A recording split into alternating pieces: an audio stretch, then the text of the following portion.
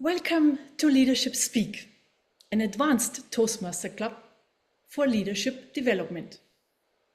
We are one of the top 5 clubs globally. I am Sonia, your Sergeant at Arms of the meeting. We provide a supportive and positive learning experience in which members are empowered to develop communication and leadership skills, resulting in greater self-confidence and personal growth. Leadership Speak is the premier club for experienced Toastmasters to become better self-directed leaders. We are an advanced club, focused primarily on leadership development in everything we do. Our timer has a virtual hand raised, so we all can immediately see who is keeping the time. Our Toastmaster of the day, who will lead our meeting, is Toastmaster Rashmi Udeshi. Rashmi is a seasoned Toastmaster, club president of Dar Toastmasters in Tanzania, District 114 finance manager, mentor, curator, and educator and finance professional. She embraces technology as a tool across many aspects of her life, from leadership and education to creativity and communication. And she recognizes both its powers and possibilities.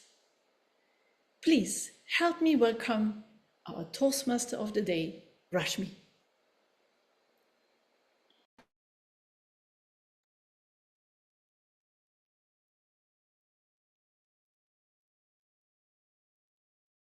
Welcome, leaders and distinguished guests at Leadership Speak. Hello.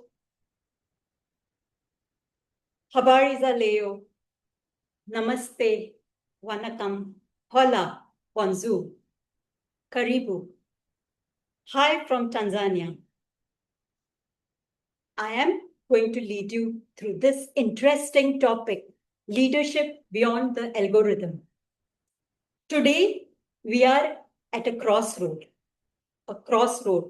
where artificial intelligence or AI challenges us. How? It takes decisions. It changes the way we are thinking, the way we are working, and the way we process information and data. But here's the catch. ChatGPT, if you have noticed at the end, it always says ChatGPT may be inaccurate. You may look for more information. Why?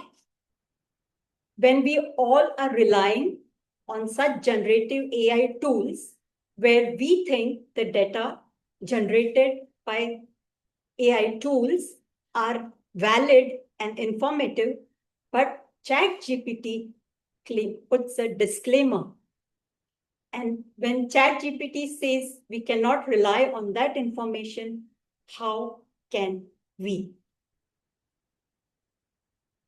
I would like to know from you all, who all use AI in their daily lives?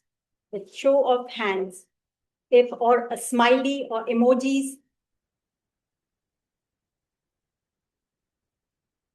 Thank you. I can see many of you are sharing that you all use ChatGPT. Let me go back to a case happened 2025. One of the big 5 audit firms generated a report, and based on that report, the client was looking at further investigations on that, and client found the report generated was false. There were no cases of matters reported in the document shared by the auditor. Now, this brings to the highlight that AI hallucinates. Can you believe it? The auditor had to apologize and had to refund the fees. If AI hallucinates, we are at this crossroad and we have to decide, It is leaders who will take a judgment, who will decide. Every time, how do you look at AI?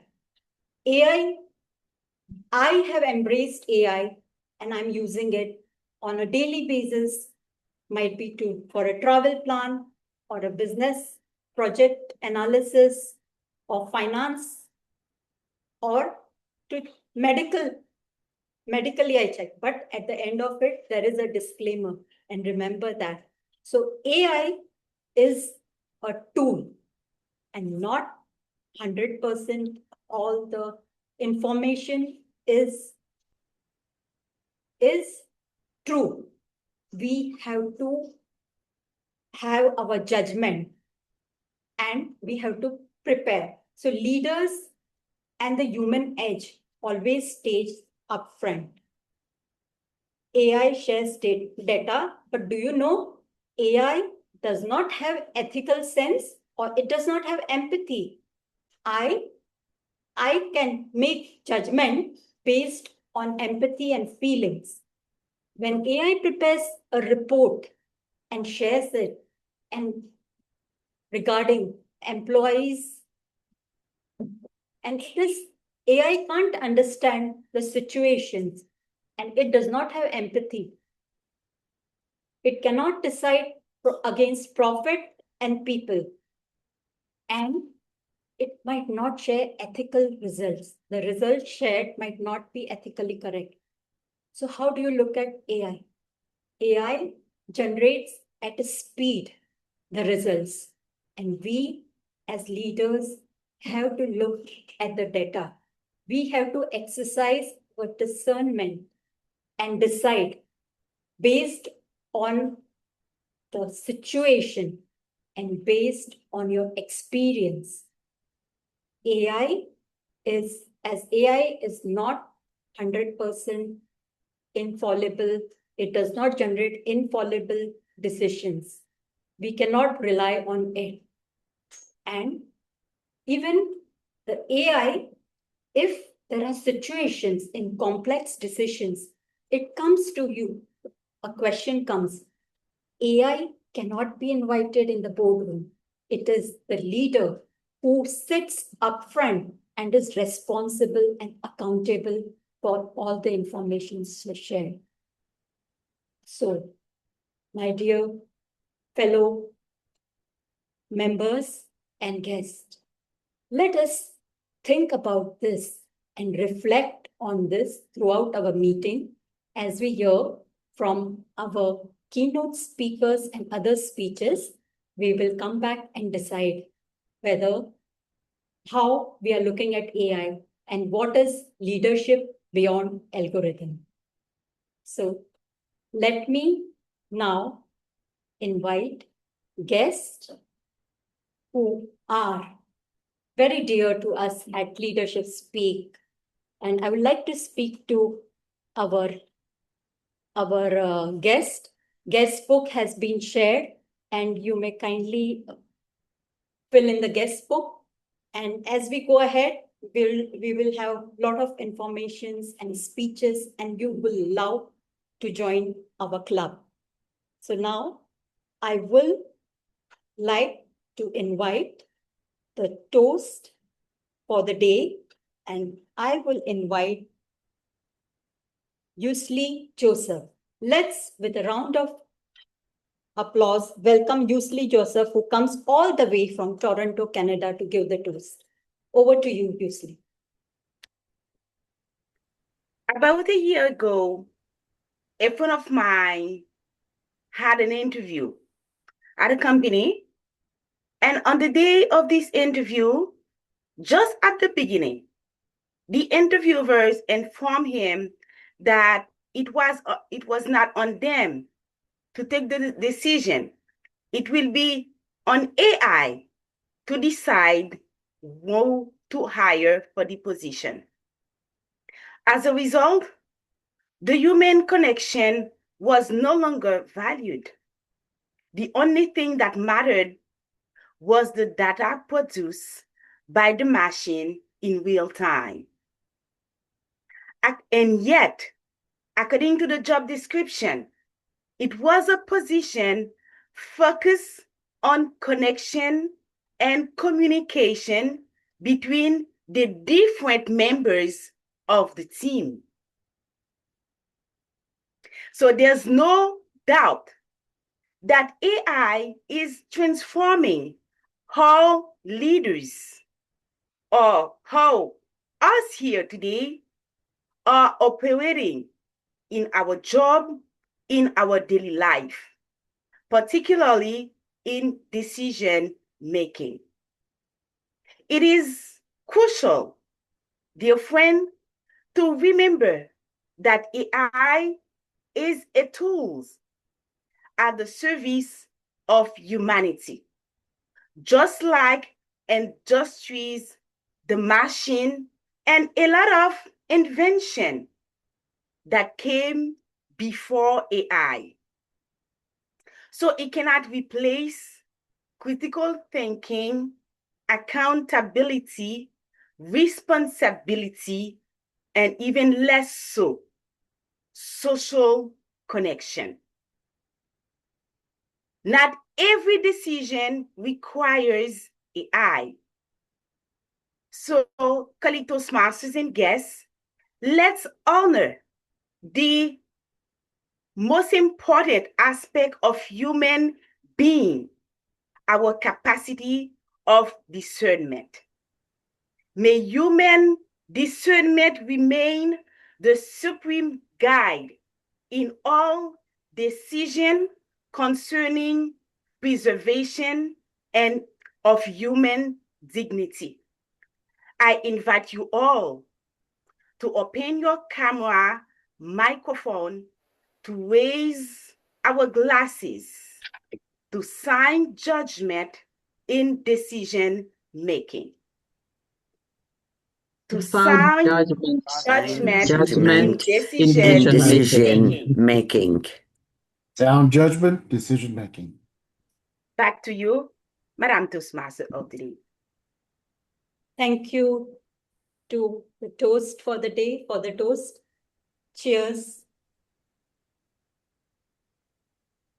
And without any further ado, precision matters in our meeting, even in the age of AI.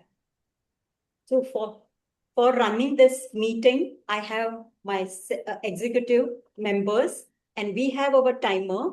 She's coming all the way from Singapore. And let's welcome our timer to explain how precision matters. Christina. Thank you, Toastmasters. Hi, everyone. Good evening, fellow Toastmasters. My name is Christina, your timer for today. I shall time you according to the times on the agenda. After each session, I shall post them in the chat box. Back to you, Madam Toastmaster. Thank you to our timer, Christina. And now we move on to the next role taker, who is our grammarian, Hannah Smith. She says leadership beyond algorithm means that it requires human ability to judge wisely, think critically, and make ethical decisions, not simply follow data. Let's welcome Hannah Smith on the virtual stage.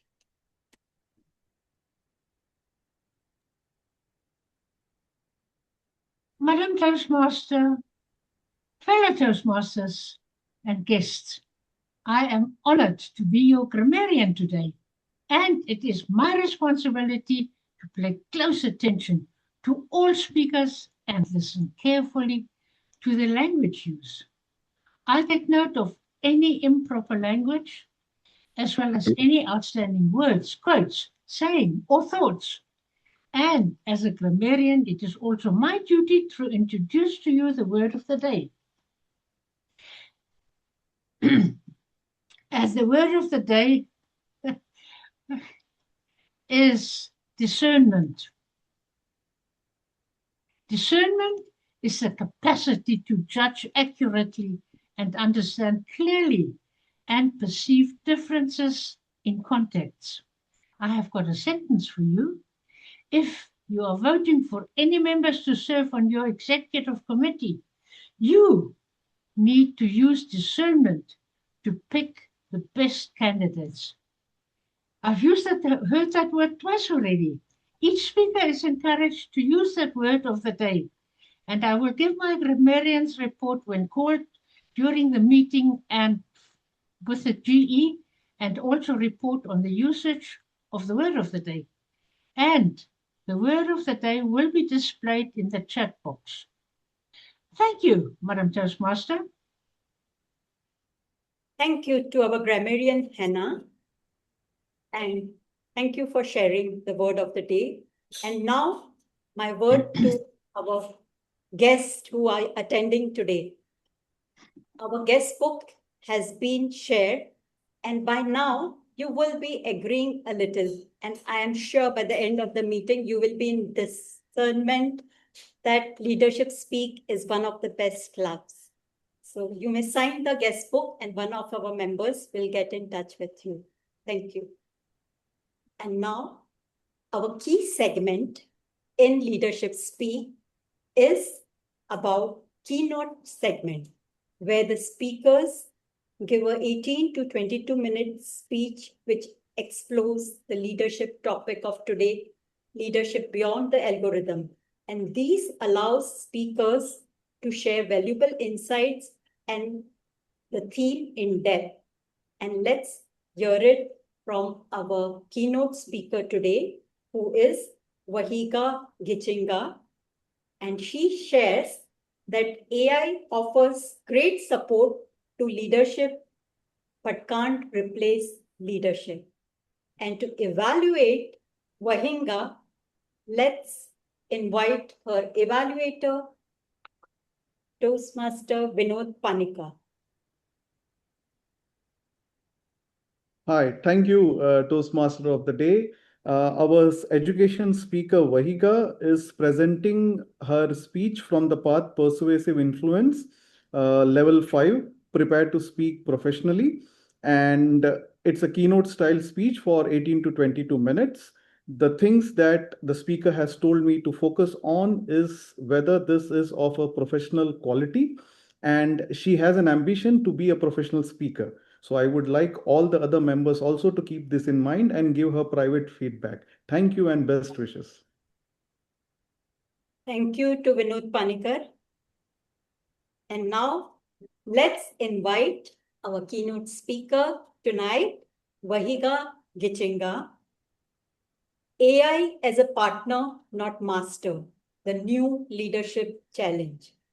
AI as a partner, not master, the new leadership challenge. Wahiga Gichinga. Thank you. Okay. Let me share my screen.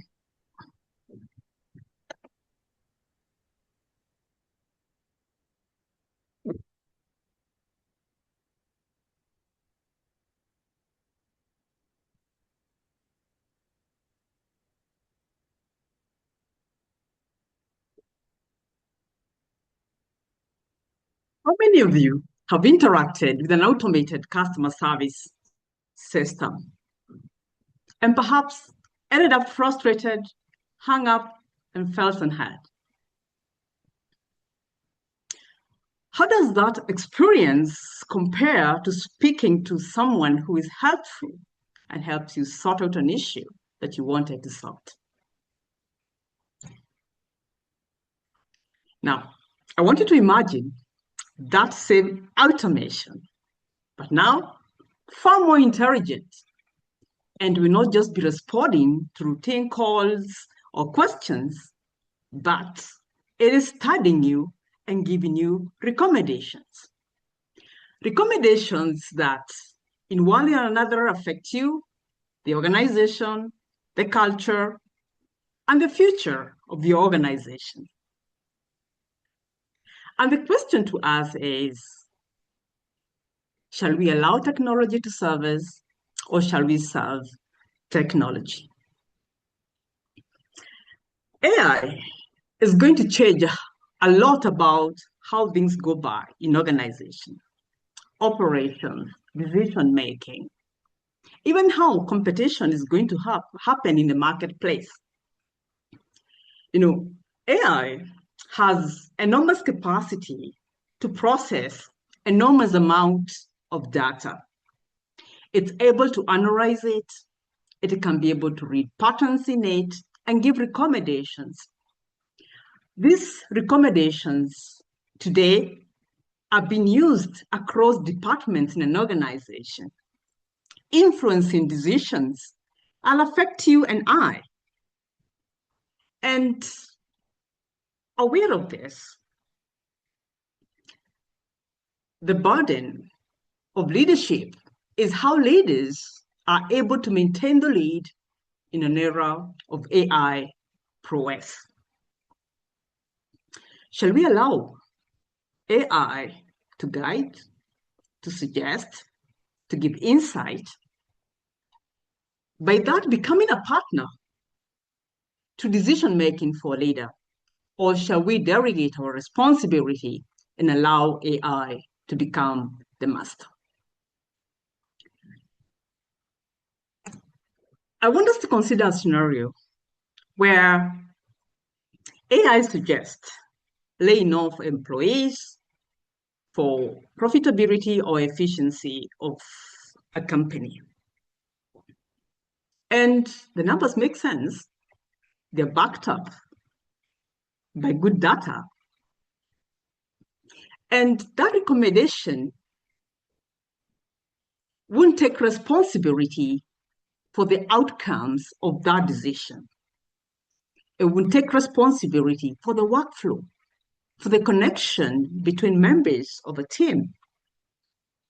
It won't be able to take responsibility for the organizational structure and how it will be effective for ensuring the organization still runs. And knowing that, then do we leave a void as a leader because AI was so good, or do you step up to take responsibility that calls you in leadership?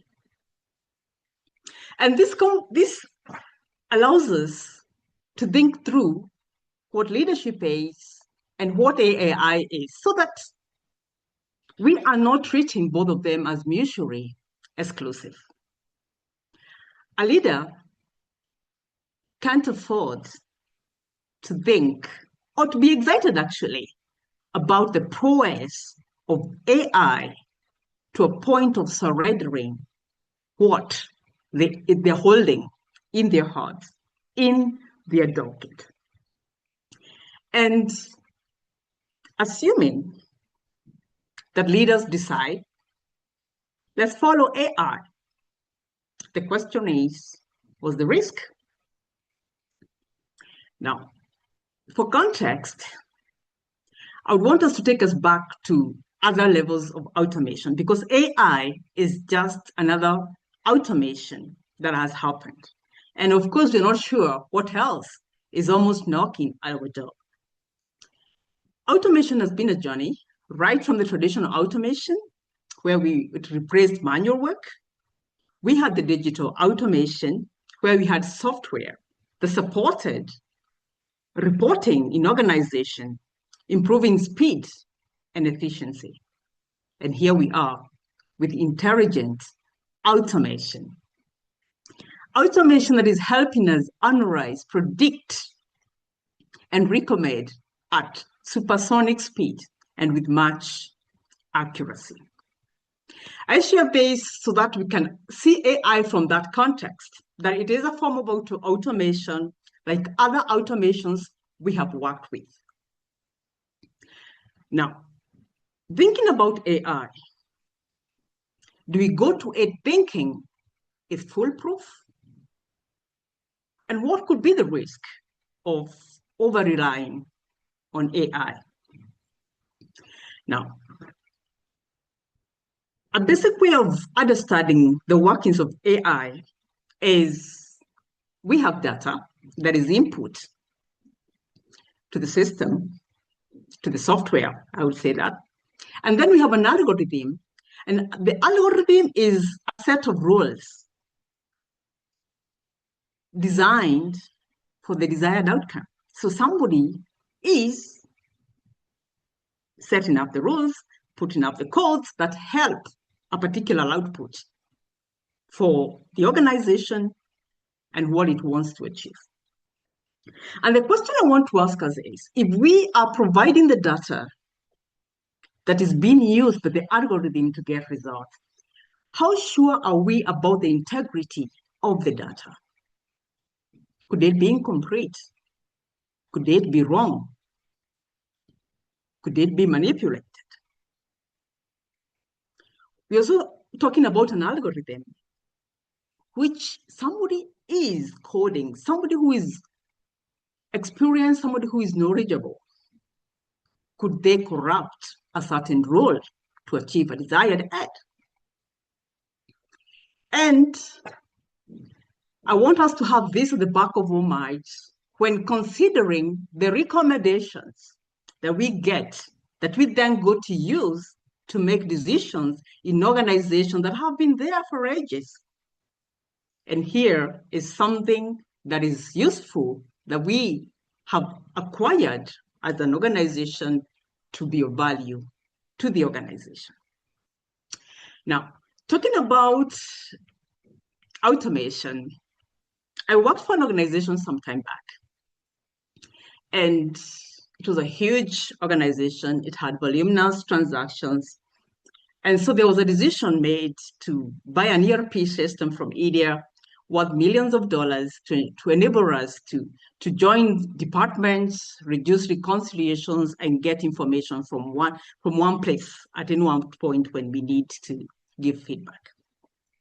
And that was done. At that point, I was an accountant.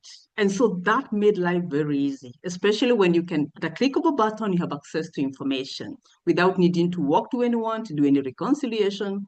It makes work easier and good. Now, management was very happy with the way the system was helping the organization, and they decided to do an upgrade. So another millions of dollars was spent, and there was the upgrade. Now, come this day, where the upgrade was actually done. It was complete. It was an evening. People were going home, but a few people had remained behind. And the first thing you check when there's an upgrade is the data safe? Do we have a data or have we lost it? And the data was there, but there was panic. The data after upgrade was not the same data before the upgrade. Something had changed. And the question was, is it the system? Is it the data? A crisis meeting was calling. Senior management need to get back to the office at that day for a meeting. And analysis was to get done. Before the information leaked, they needed to do an analysis. What is possible? And they picked a transaction that had the highest value because it is revenue that had changed. Cost had remained the same. They picked a transaction. It was high value. And the question was, could somebody check if we have a customer by this name who visits the organization? And yes, there was such a customer through records, funny enough, that could trace the customer because they didn't exist. That, for example, a transaction peak didn't exist in the records previous. And what had happened is, to cut the long story short, there was a clique of people in IT and certain cashiers who you had recognized high-paying clients that were cash patients. And what they could do is that immediately a payment was done, they could then delete the transaction from the system, from the IT side. They could pocket the cash, and then it would go unnoticed. So here is the transaction. Things have happened. There was panic in senior management for two things. One, accountability. Who is going to be held accountable for the fact that the integrity of the data was not there? Second, who was to be held accountable for the purchase of this ERP? And the conversation in the boardroom, of course, a few weeks later, checking on this, was it was not enough to chase everyone in the IT department and the cashiers in the respective departments. The IT director also needed to go. So somebody who was head, who was not aware of what is where, who is doing, okay, they could have people in leadership helping them, but they don't know what is happening with the system, but they had to bear the responsibility. And this is just one example. I know we have our own experiences with the ERP system or previous automations. And the question is, with that in mind, when we just have an upgraded automation, can we risk trusting it blindly? Getting data from it without consultation, treating it as unquestionable truth. Now, aware of this risk, somebody could decide, maybe we need to do away with AI. Definitely leadership is needed. We can't do away with leadership and keep AI. But that can be a solution in this era because the AI is with us, is going to influence what happens in the marketplace. And AI has a lot of benefits if people are equipped to be able to work with it and use it, because it brings in a lot of opportunity in innovation, in efficiency, and in strategy for organization. So pushing it aside is necessary, is not the solution, which informs me or which guides me to feel that the future success of businesses are those who are able to use the strengths that AI brings forth while combining it with human wisdom. And human wisdom means that somebody is somewhere takes responsibility for what AI gives. So what this means is leaders need to be able to use AI responsibly, discern when it is right, when they need to treat it with caution. And that requires certain leadership qualities in a leader to be able to take that responsibility. And one of the leadership qualities is critical judgment. Leaders, when receiving data, if they're blinded by the accuracy, the speed, and the different reports, then they may be blind to certain many other things. And hence, one important thing is to be able to question. Ask questions about what you have in front of you. Interrogate the data because it's guiding your decision. So is it foolproof? Checking for possibility of assumptions when the algorithm was put in place. What may have been assumed? Checking for information on, for example, the integrity of the data. Could something be missing? So that a conclusion that is given to you takes into account all factors required to make a certain decision. And part of it is checking if there could be any unintended consequences. Another quality that I think it's important for leaders is ethical responsibility. Yes, life would be easier. I can tell you, if you're working especially with numbers, life is easier if somebody can do it for you, do the reconciliation and just give you a report. But when those reports start affecting people, leaders need to hold those decisions with a certain threshold. And part of it is a question of fairness. You see, AI can recommend, for example, layoffs, but it has no clue about relationships. It is sure about cost, but it's not sure about relationships. It's not sure about connection. It's blind to human dignity.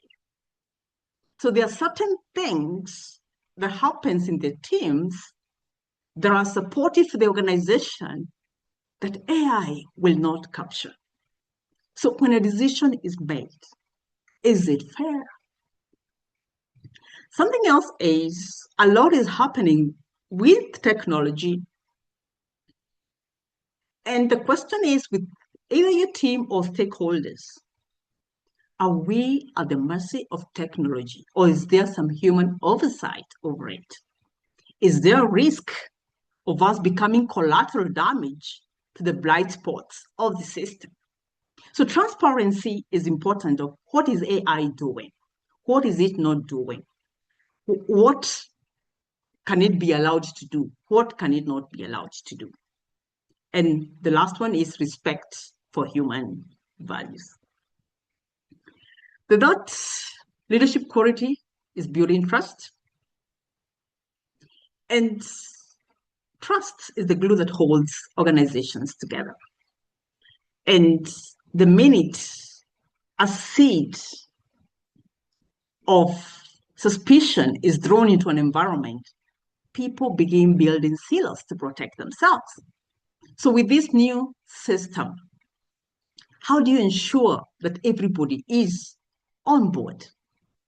And one way to do that is people knowing that AI may recommend, but I criticize, I evaluate as a leader what is recommended to be able to make a certain decision for A, for B, for C, for a department, for the organization. And when people feel there's somebody who is in charge, they feel safer even with the decisions that AI may influence. Because what AI is doing is moved automation from support of operations to strategic influence. And the other thing is accountability. A good statement was made by the Toastmaster of the day that AI cannot get into boardrooms. And just like the case for my company sometime back, AI will not get to boardrooms to get those decisions made. AI will not face stakeholders. They will not face public scrutiny. What the public will see with an organization is a decision made. Was it fair? How does it affect us? Do we feel seen? Is there connection? It is the leader who faces that. So when there is accountability, then in one way or another, it ensures that the leader knows what not to do or where to be cautious, where to be on guard to ensure that the data shared, the influence the data is influencing has integrity to be able to make good judgment. And the fourth is adaptability. Adaptability is not new. Having been through many other automations, what has been constant is change, and adaptability is key. If a leader is adaptable, two things are important. One is a vision, understanding. How does AI fit into the big picture? Why do I want AI? How shall it serve the organization? Where is it intended to place the organization in the marketplace? Understanding that allows the leader then to make critical decisions, either of financing, either of skilling. And it also helps the reader help the people with them understand why AI, so that it's not left for the interpretation of the team, because AI comes in a lot of fear, comes in a lot of uncertainty. But if each member of the organization is aware where they are placed, even when AI comes in, then it's easier to be adopted it's easier for people to work with AI, including the leader. And second is building skills and readiness. You don't want to have a Talbot, Subaru and trap it in gear one. And so part of using AI is understanding what it is all about, what it's capable of doing, and preparing the team to use it and use it well. And when the reader is ready, then they're not shocked by the prowess of AI, because then they are ready to use that prowess. They are made for that strength. They are ready to use it, right? And when they're also skilled, then they know how to ask the right questions, who to ask. They know when the data is not correlating and when to set things back to the drawing board. Why? Because they are skilled and ready for the technology that we are adopting. Friends, we can't run away from AI. It's here with us. And what organizations will remain competitive in the world today are those who not only invest in the most advanced algorithm, but are those who know what to trust, what to challenge, and how to guide people through the changes they create. And perhaps give us freedom to just go use AI as long as you're not surrendering our responsibility to make decisions and make the right decision. Because then we maintain our position as readers and allow AI to recommend, but we decide as leaders. We allow it to predict, but take responsibility for whatever decisions we make with that prediction. And we allow it to optimize, but we participate in deciding what is worth optimizing in the first place.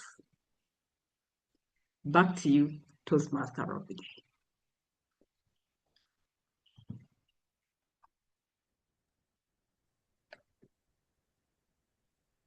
Thank you to our keynote speaker, Wahiga Gichinga, for sharing insights on the theme, Leadership Beyond the Algorithm. We have heard how the use of strength of AI with human responsibility brings solution. We have heard how AI can recommend and help the leaders decide. Thank you. Now, moving on to the most important people in the room, the guest. Our guest book is shared, and I will request the guest to fill in, and our members, our committee will reach out to them. And I'm sure by now you are deciding it's time you become our member. Thank you. Next, we move on to our prepared speeches. And for prepared speeches, our first speaker tonight is Oltesh Thobias. And Oltesh shares on the theme, he shares his idea, outsource your areas of weakness and administrative tasks to AI and use your skills to influence and impact. Now let's invite the evaluator, Toastmaster Nelly Jane Galido, to share the project purpose. Over to you. Thank you so much, Toastmaster of the day, Rashmi. And good day, my fellow Toastmasters, and to our wonderful guest, and especially to you, Oltesh. Oltesh's speech today falls under the path of motivational strategies. He will be presenting his Level 2, Project 3 Introduction to Toastmasters Mentoring. This is a 5 to 7 minute speech in which Oltesh will share an experience from a time when he was a protege and reflect on the lessons, the growth, or insights gained from that experience. The speech is intended to help The speaker developed an understanding of Toastmasters mentoring and the value of guidance in personal and professional growth. Thank you, and back to you, Toastmaster of the day, Rashmi. Thank you to Nelly Jane. And now let's invite on the virtual stage, I can see Oltesh. Oltesh, Thobias, still here, Oltesh, Thobias, over to you. If you were with me in 2017 in an open hall full of people, some enjoying their drinks, some enjoying their coffees, but also some enjoying just a quiet conversation, you would have probably thought that there is something really wrong, because I was going down on my knees. The kind of action that people normally do when they want to propose. And indeed, I was proposing that day. But there was something interesting about that proposal. Can you imagine proposing when I was still married and there was no divorce? Yes, that's exactly what happened that very morning. But it was not really a proposal.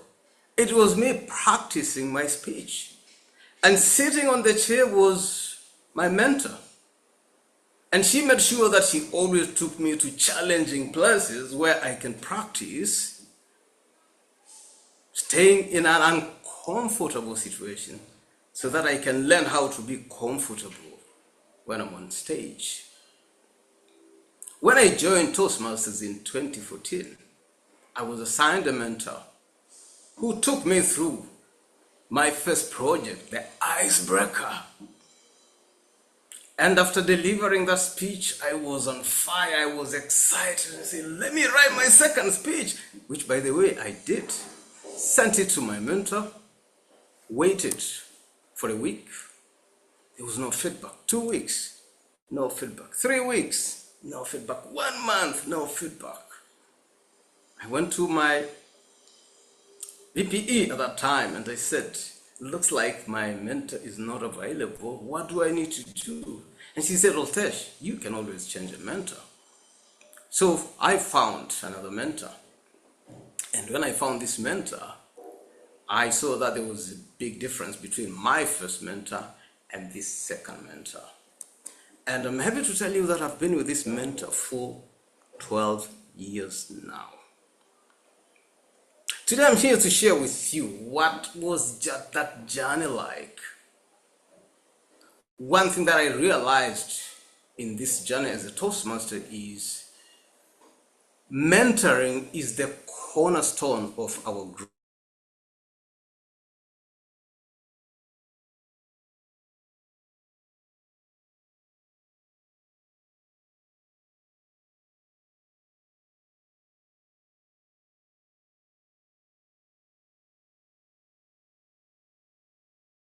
Breaking the ice in the midst of strangers.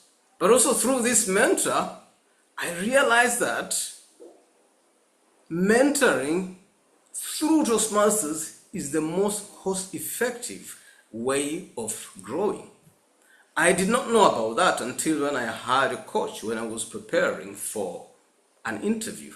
And I realized that the amount of money that I paid just for about 4 or 5 sessions would have paid my Toastmasters subscription for more than 10 years. But on the other hand, the value that I got from mentoring compared to the value that I got from that coaching was not really the same when it comes to, the utility. So it turns out that besides the fact that when you get mentored through the Toastmasters program, you get to learn, you get to improve. There's also a cost element, there's a savings element, but there's also a lot of value that we get through the coaching mechanism. Toastmasters emphasizes on mentoring. And I would say that mentoring is like the cornerstone. It's like the glue that binds the growth of those that go through this program. And this is why we grow. This is why Toastmasters has even to adjust its pathway so that there is room for us to start mentoring those that are coming after us in order to continue enjoying these skills. Toastmasters has allowed me to become vulnerable. And through the support of my mentor, I can now speak in any stage. I can talk about the challenges that I'm going through. I can talk about the experiences. And Toastmasters has allowed me to really look inwardly, has allowed me to discern and dissect my past so that I can get to know how am I going to address the challenges that I'm going to experience in the future. Secondly, I've also noted that through mentoring, one really gets to exercise and get to use to becoming a student, which is to adapt a teachable mentality.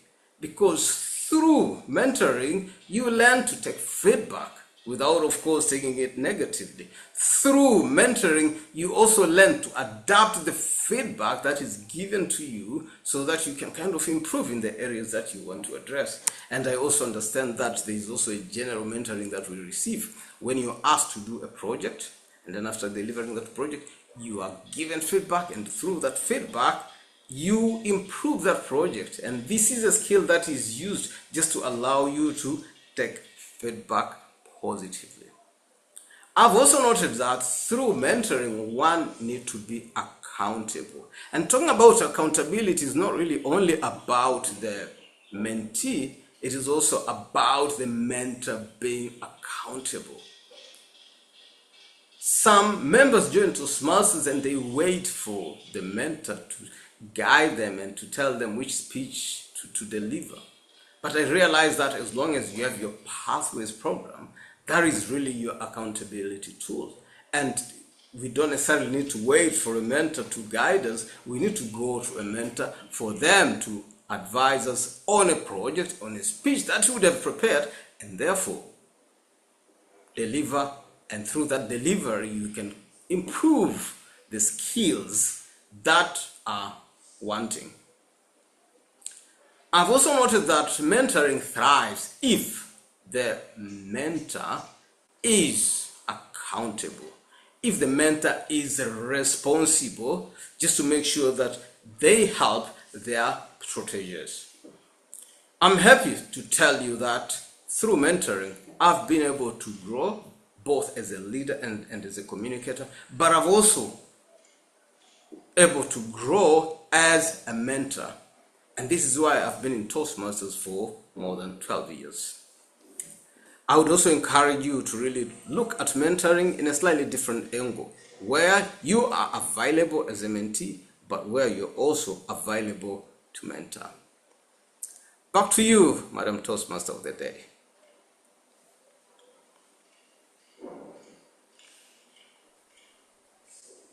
Thank you to Oltesh, Thobias. The relation between mentor and mentees go hand in hand. And as we have heard his speech, it is a fabulous relation. And now we move on to the next speaker, who is Kanav Hurria. Kanav shared with me, we tend to run on algorithm that we pre-program us to mislead on our perception. It's our job to correct them. And to evaluate Kanav Hurria, we have his evaluator, Paramjit Singh. Let's invite Paramjit Singh on the stage to share the purpose. Thank you. Over to you.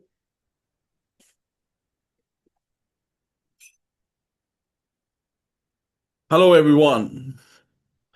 Kanav is today presenting from the pathway Persuasive Influence and Project 1 from Level 2. And the purpose of this project is for the member to deliver their primary leadership style or styles. The purpose of this speech is for the member to share some aspect of their primary leadership style or discuss leadership styles in general. Best wishes, Toastmaster Kanav. Back to Toastmaster of the Day. Thank you to the evaluator Paramjit Singh. Now let's invite on virtual stage Kanav Hurria. Are you a leader? Are you a leader? Kanav Hurria, over to you. And all the best. In our life, it tends to happen that certain things make you question, are you a leader? Certain things happen with me. I went on back to my comfort zone. I was told that I am not connecting with people, I am not talking much. I was told I am not giving speeches good enough. My speeches are going bad. My roles are going bad in my anything and everything. Bad, bad, bad. Just, it made me question, are you a good leader? Are you a leader? I just got to reminisce on what I used to do. When I joined Toastmasters, it took me 6 months to deliver my icebreaker. I wanted to quit. But the basic tendency of mine was to bounce back, being resilient, and being always there. Because it's my life, it's my duty to stay. I was a silent guy. I could not talk. That guy who was just talking is, I was scared of that people who were such confident in the speech. I was timid. I could not talk. But it happened that I chose to be out of my comfort zone. Today, I might be getting back in my comfort zone, but I remember just one thing. I choose to work on it. There was a club which did not had any member. I revived it just by being there. Everyone of or any one of the senior member was saying that this club cannot survive. I made them say that what a job you have done.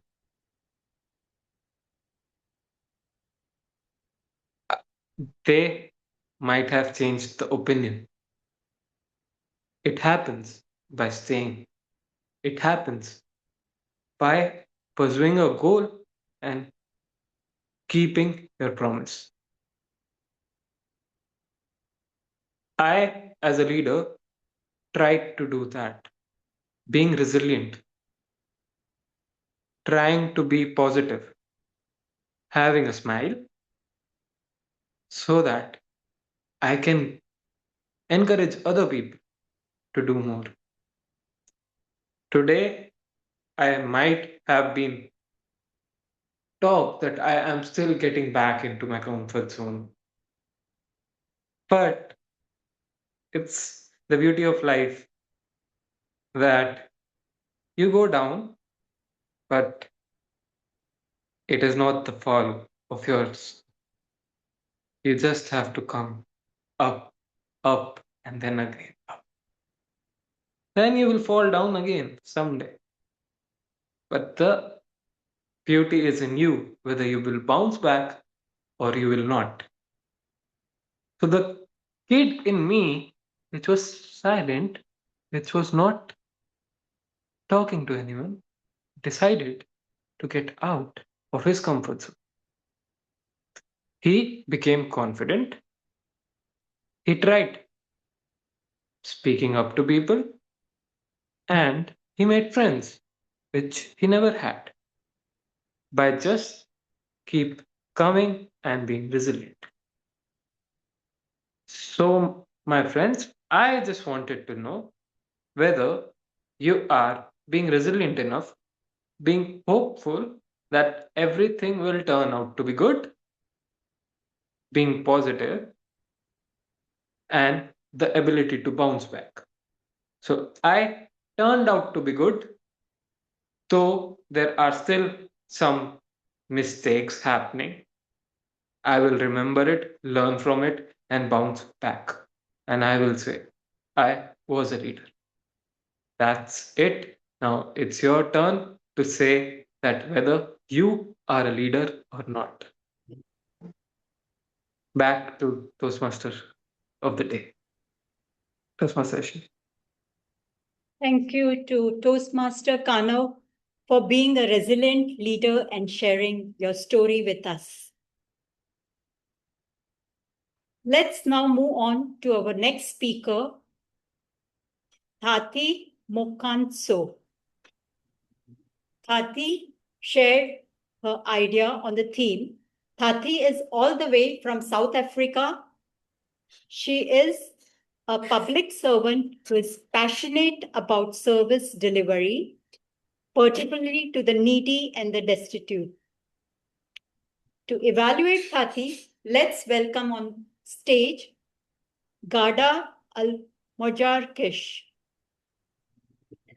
Over to you. Thank you. Thank you, Toastmaster of the Day. Nthati is presenting a 5 to 7 minutes speech. Dynamic leadership level 1. The project is negotiate the best outcome. The purpose of this project is to learn about different types of negotiation, and also the purpose of the speech is to share some aspect of a past or future negotiation in her life. Thank you. Back to you, Toastmaster of the Day. Thank you, Toastmaster Gada. Now let's welcome on our virtual stage Nthati Mokhantso. Negotiating kilometers. Negotiating kilometers. Nthati Mokhantso. Over to you. Can you believe me if I tell you that last month I negotiated the equitable distribution of the funding for the road infrastructure project? The month of May is the budget month in the South African municipalities in South Africa. You miss, you lose. The entire budget for infrastructure was going to be channeled to urban roads. This was stipulated in the draft budget, which was shared on the 23rd of March by the infrastructure director. This was a cue for me to negotiate. I had late night sleeps preparing, collating data and photos as exhibit to present my case to the executive management meeting, which preceded the budget steering committee meeting. Fellow Toastmasters and guests, I was armed with 3 of the 4 negotiation styles. The collaboration negotiation style. This style allows both parties to work together to find solutions that benefit everyone. The compromising style, which seeks to expedite solutions and ensure that each party set aside their ambitions and get and lose. Win, lose, get, lose. The last one was the accommodation negotiation style. This one allowed the parties in negotiation to set aside their priorities and allow the other party to win, so as to ensure that there's no ill feeling, and in the process you win what you wanted, because you have opened up a platform for the other party to win as well. Fellow Toastmasters and guests, our municipality is responsible and accountable for constructing and rehabilitating road infrastructure. It had received 500 million rands from the national fiscus. The rules were strict, straight. The system showed low traffic flow in rural areas. What did that mean? It meant that we are using data that is on the or provided by the screen, our screen. Therefore, the recommendation was that let us delay constructing or rehabilitating rural roads and redirect the funds to upgrade the urban roads. Remember, we were fresh from the investment conference in which we wanted to attract investors to our area.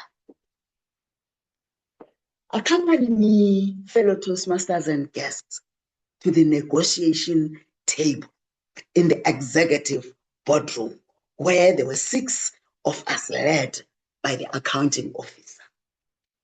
6 laptop screens glowing blue on the colossal mahogany table, whose scent mixed with the coffee aroma filled the air.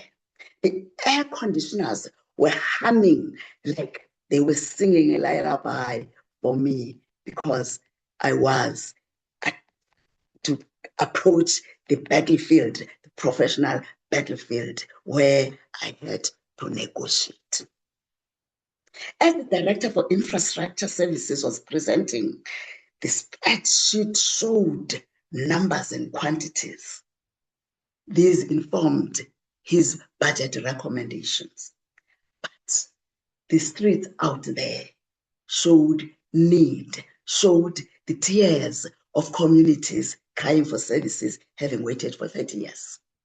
The AI measured vehicle counts, but it could not measure the mother walking 10 kilometers barefooted in a scorching sun with a sick child on her back, or the community that is excluded from the world during rainy seasons because the roads are impassable. It is only through human discernment that these can be observed, can be addressed. Fellow Toastmasters and guests, have you ever faced a similar challenge in your life where the system, the Excel, shows and says no, but the reality out there says, please come help? Such happens. It says it's a call for you to negotiate. I started the negotiation. First, I used the compromise to move from point to progress. I showed that delaying the building or rehabilitating the rural road would cost the municipality more maintenance, in litigation, and probably loss of lives during rainy seasons. I did not demand all the money for rural roads. I only requested that there should be equitable distribution. Fellow Toastmasters, it was not an easy conversation.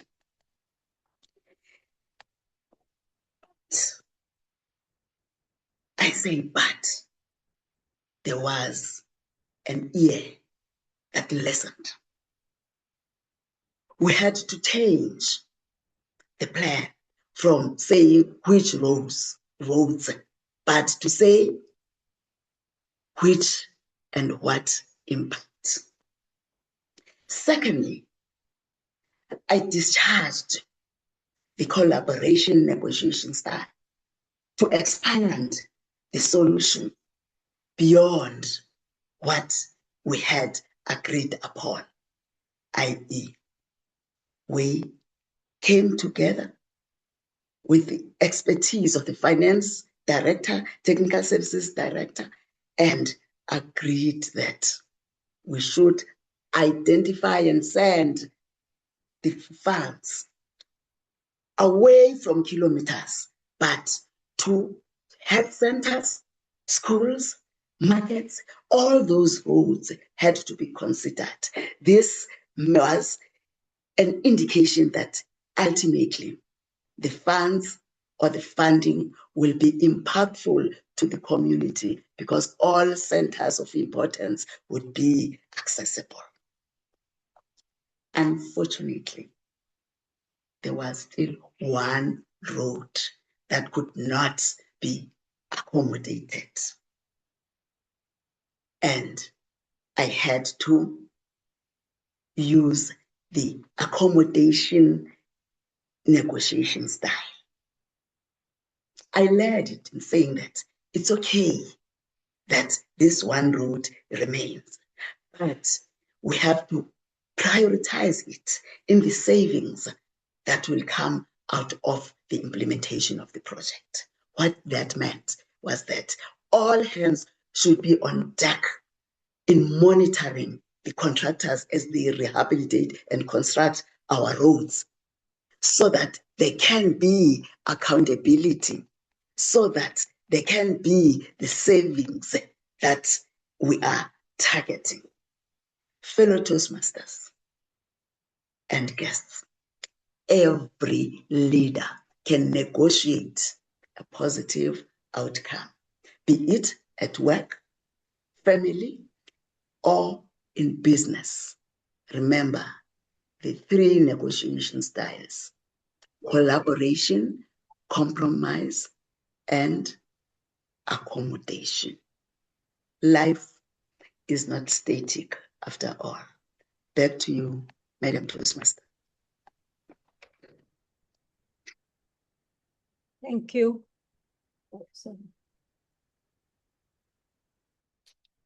Thank you, Toastmaster. Point to progress and how we achieve a negotiation. Thank you for sharing that. And now let's move on to our next presenter.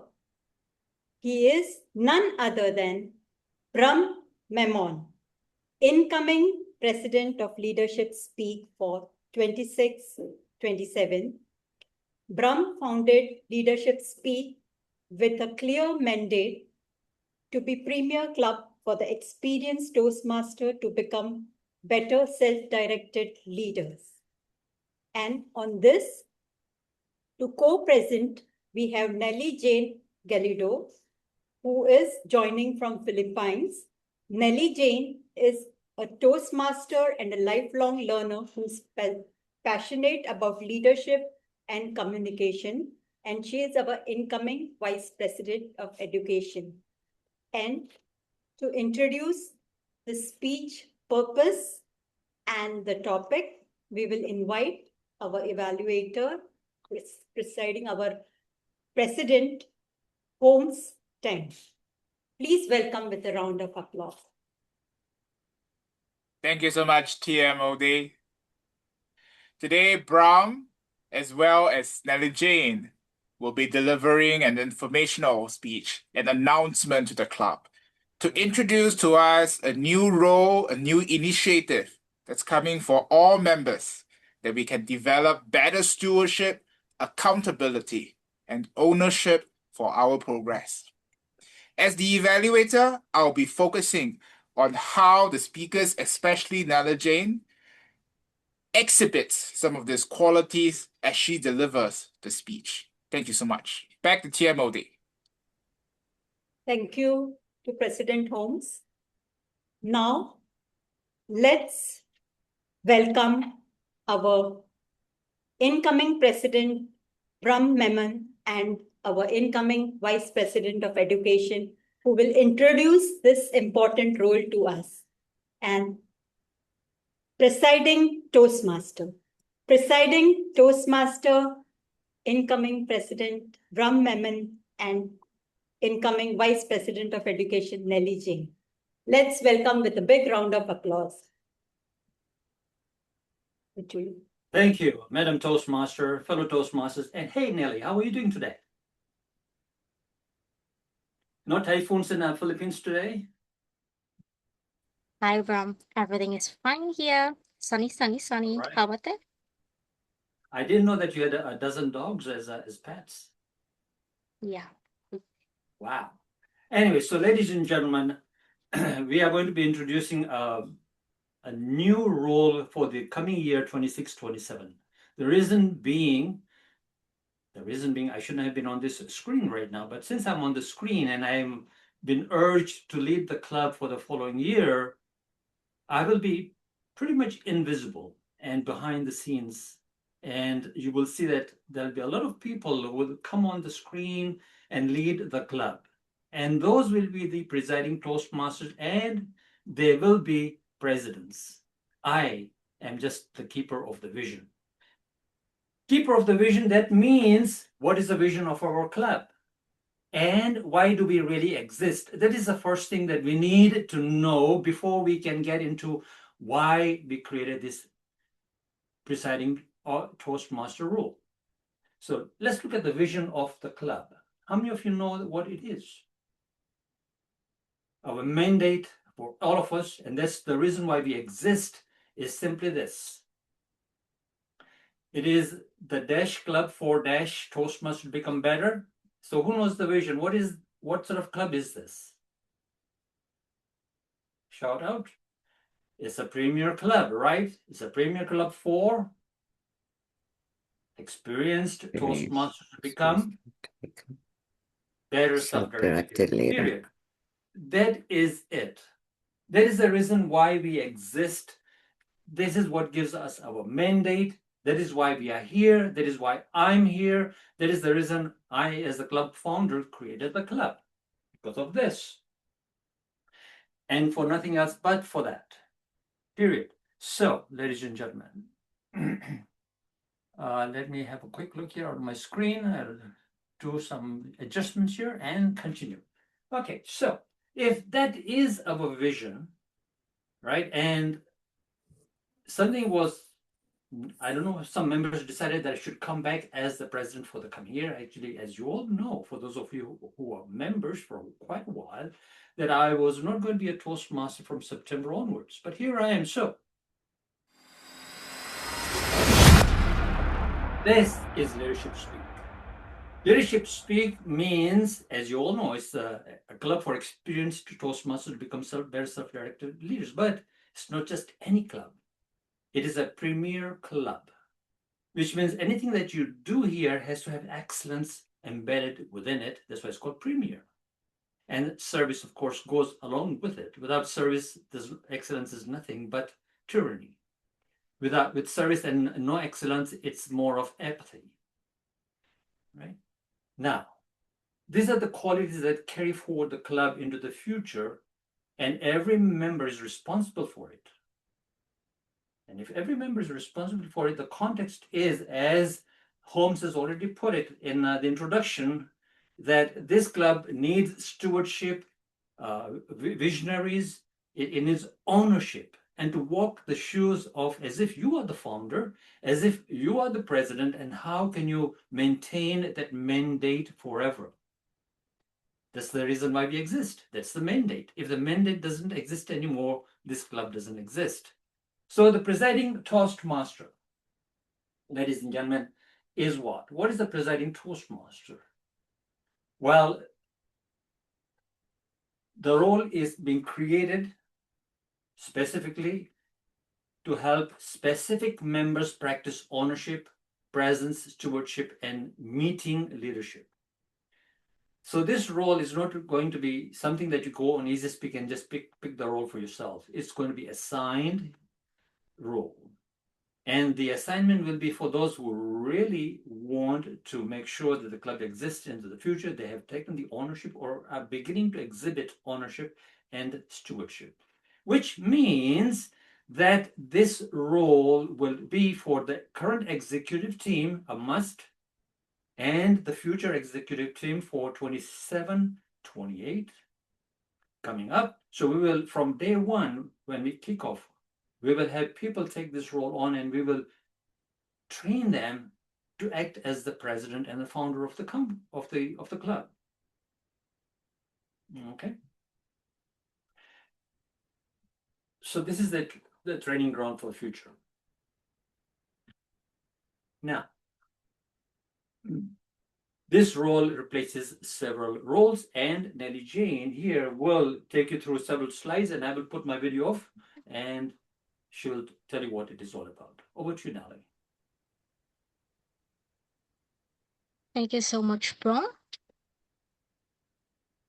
How many of you remember your very first Toastmasters meeting? Maybe you may not remember all the speeches, not everything on the agenda, or not every role takers, not even the team. But what we usually remember is something much simpler. How people make us feel. We remember the member who welcomed us, the person who smiled at us, and if they made us feel we belonged. And honestly, that's the reason why I came back in a Toastmaster meeting. So I want you to keep that thought in mind as we talk about the new role, because at its heart, the presiding Toastmaster is about creating that experience for someone else. So now, when you look at these slides, you'll recognize every role and the responsibility on it. The greeter, the sergeant at arms, the thought of the day, guest comments, opening the meeting, closing the meeting, none of this are new. In fact, every one of them has always played an important role in our meetings. But if you think about these roles carefully, they all have one thing in common. They're people moments. They're the moments when we welcomed, when we connect, when we guide, when we encourage. The moments when we leave people something meaningful. And Leadership Speak is bringing those moments together into one leadership role, the presiding Toastmaster. The presiding Toastmaster becomes the person who helps create that experience from the moment the meeting begins until the moment it ends. So now we'll look at the role details. Presiding Toastmaster welcomes members and guests, calls the meeting to order, introduces the Toastmaster of the day, facilitates guest comments, mentions the upcoming theme, and closes the meeting with dignity and clarity. Even before the meeting begins, they also helps conduct the training session. The presiding Toastmaster is there before the meeting begins, at the start of the meeting, throughout the meeting, at the end of the meeting. They help connect all those important moments together, and that's why this role creates continuity and raises the quality of the whole meeting experience. So, let's clarify something important. This role is different from being the Toastmaster of the day. They are both leadership roles, but they lead in different ways. The Toastmaster of the day owns the meeting program, the theme, the agenda flow, the role players, the introductions, the transitions, the educational journey of the meeting. But the presiding Toastmaster owns the meeting frame. The meeting frame. I love that face because a frame doesn't compete with the picture. A frame supports it, elevates it. A frame helps people appreciate what's inside it. And the presiding Toastmaster creates that environment where the program can succeed. They create the first impression, the guest experience, and they help create the final impression. And together, they create a complete meeting experience. This slide says that the presiding Toastmasters owns the meeting frame, and it teaches us presence, timing, authority, warmth, structure, audience awareness, stewardship. And those are all leadership skills. And the presiding Toastmaster gives us a practical, visible, and meaningful way to practice it. So maybe, no, erase that. So when you see this role introduced starting July, I hope you don't simply see another role in the agenda. I want you to see an opportunity to serve, to connect, to grow, and an opportunity to become the kind of self-directed leader leadership speak exists to develop. Speak about the impact. Well, now look at how this role will strengthen our clubs and improves the experience of every guest who will join us. So I'll hand back the podium to Brahm. Hey, Brahm. Thank you, Nelly, for the detailed explanation of the presiding officer. As you can see now, somebody who begins to greet the guest and ends with guest comments and closes the meeting, and also before the close of the meeting mentions what the upcoming theme is going to be in the next week. Plus, that they are training on Thursdays. They will be training the people who need training on Thursdays, so they're prepared for Saturday. So now you see that we have removed whoever is the president. Next year it'll be this. We totally removed him out of the picture and put other people in there. They will be doing everything, each and everything that needs to be done. I will be invisible. My role, in fact, my title next year is not even the president. I will just be the keeper of the vision. And so will every one of you. Every one of you is the president. Every one of you is the founder. Every one of you is the owner. Every one of you has stewardship of the club. This is the only way is, we sort of come near the end of the year and we scramble for officers. We are not going to be scrambling for officers anymore. We're going to be training people right from the start, and they will say, I want to be an officer next year. I want to be the president. I want to be this, and we'll be training them. And they will be doing the work through the year so that they're prepared when that time comes in July the 1st, and I can retire. All right, so that is the thing. So now we are strengthening ownership and succession, right? Leadership speak must not depend on one person or two people. No. The one person or two people doesn't cut it, and they should really disappear out of the picture. They should be taken out of the picture. And so this coming year, I'll be taken out of the picture totally. You might see me run only one meeting the whole year, maybe two at the max. The first meeting, of course, July the 4th, I will be running that meeting as a start. But after that, you will rarely ever see me in the front of the room.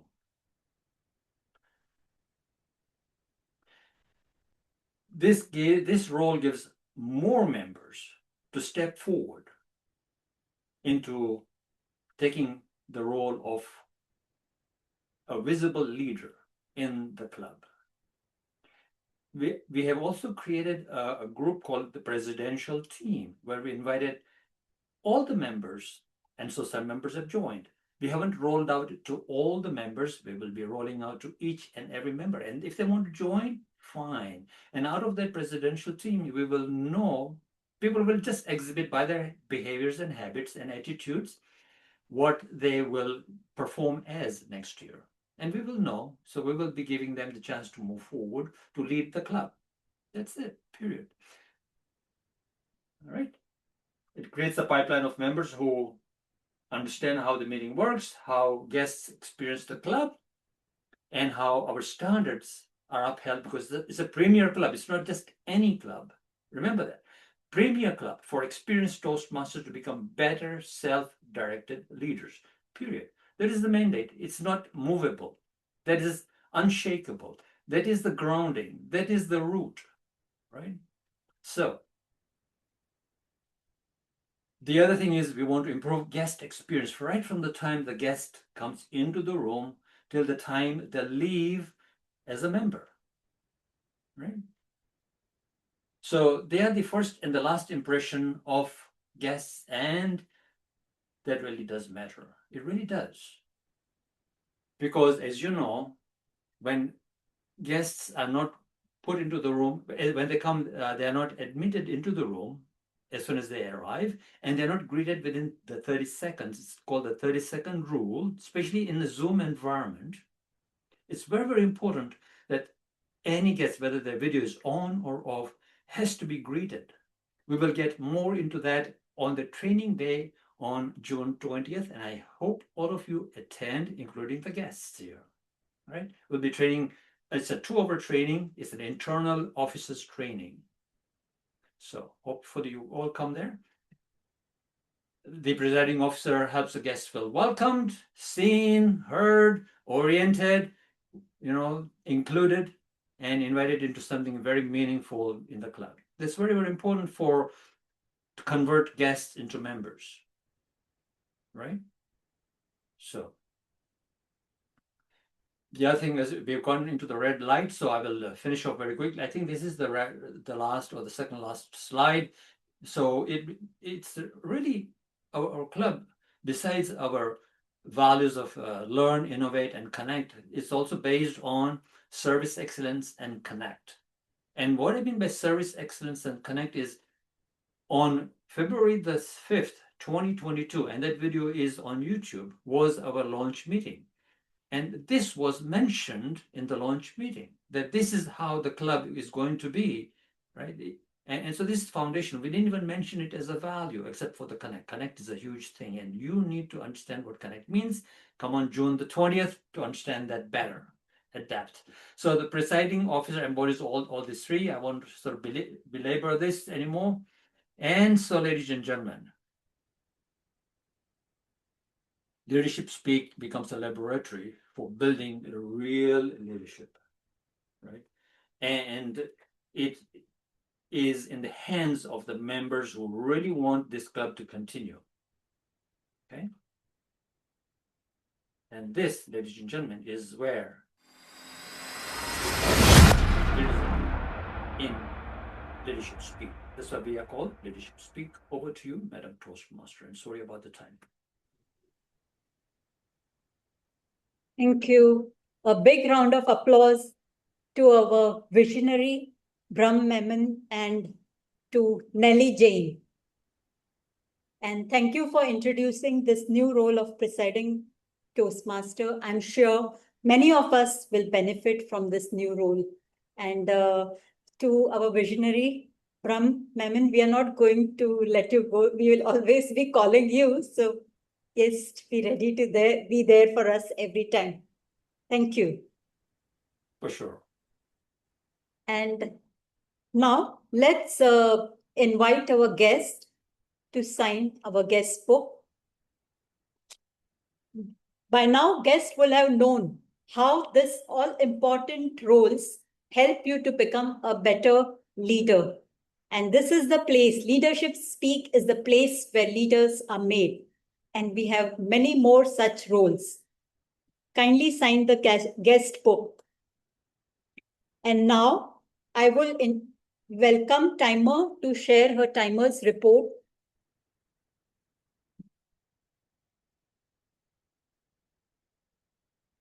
Timer, may please share Timer's report in the chat. In the meantime, I will request the PR Master to share the best effort speaker poll.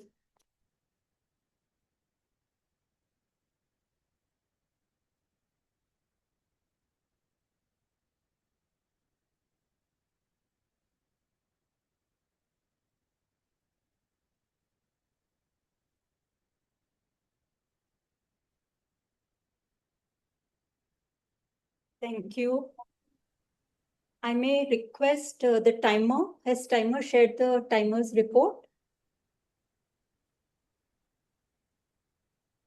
Okay. While we are waiting for Timer to share her report, I may now go ahead with the next part of our assessment. And yes, Timer's report has been shared for all the evaluators. Thank you to Timer Christina for sharing the report. I appreciate it. Now it's time to move on to the general evaluation. Without evaluation, we speakers and leaders can't progress. Every evaluation is a feedback and a chance for us to grow. So let's welcome, with round of applause, the General Evaluator for day, Rivero. Rivero, DTM, is a charter member of Leadership Speak. He agrees that AI can be used to help make decisions quickly and efficiently, but is no substitute for human judgment and accountability. With round of applause, Rivero. Thank you so very much, Madam Toastmaster of the Day. Good morning, good afternoon, and good evening, fellow Leadership Speak members and guests, no matter where you are in the world. I will be your general evaluator for today's meeting. And this is where I will supervise the evaluation portion of our meeting. We have several seasoned Toastmasters who will be evaluating our speakers.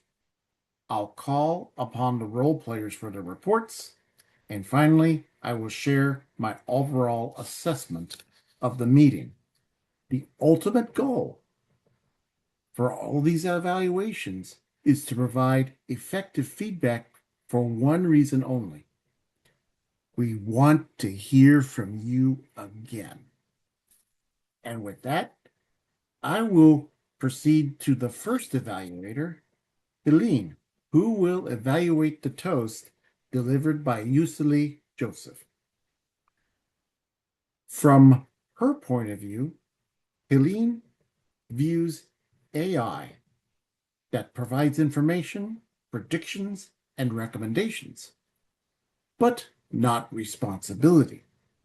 The true test of leadership is knowing when to trust the algorithm and when to challenge it. Over to you, Helene.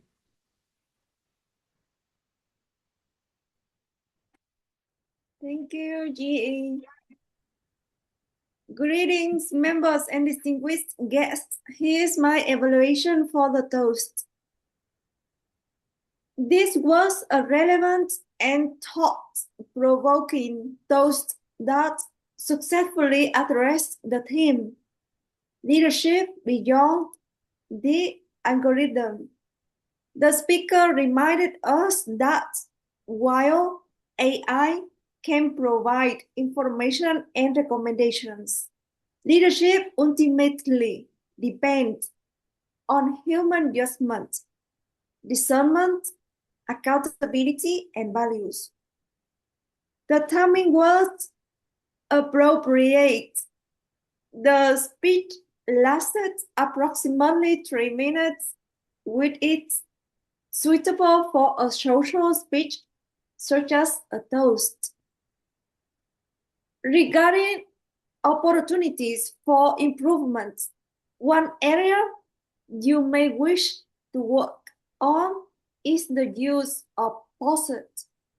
For example, after your conclusion, a pause of about 3 seconds would allow the audience to reflect on this powerful message before moving on to the invitation to participate in the toast. Another point concerns the final toast itself. The theme of the day was leadership beyond the algorithm, but the toast was made to sound adjustment in decision making. This created a moment of certainty, and I noted some audience members seemed unsure about what they were being invited to toast. To create a stronger connection with the team, after inviting members and guests to turn on their cameras, embrace their glasses, you should say, here is to leadership beyond the algorithm. This would reinforce the team and provide a clearer and more memorable ending. So overall, this was an engaging toast with a meaningful message and a strong connection to a timely topic. Thank you for sharing it with us. Back to you, GE.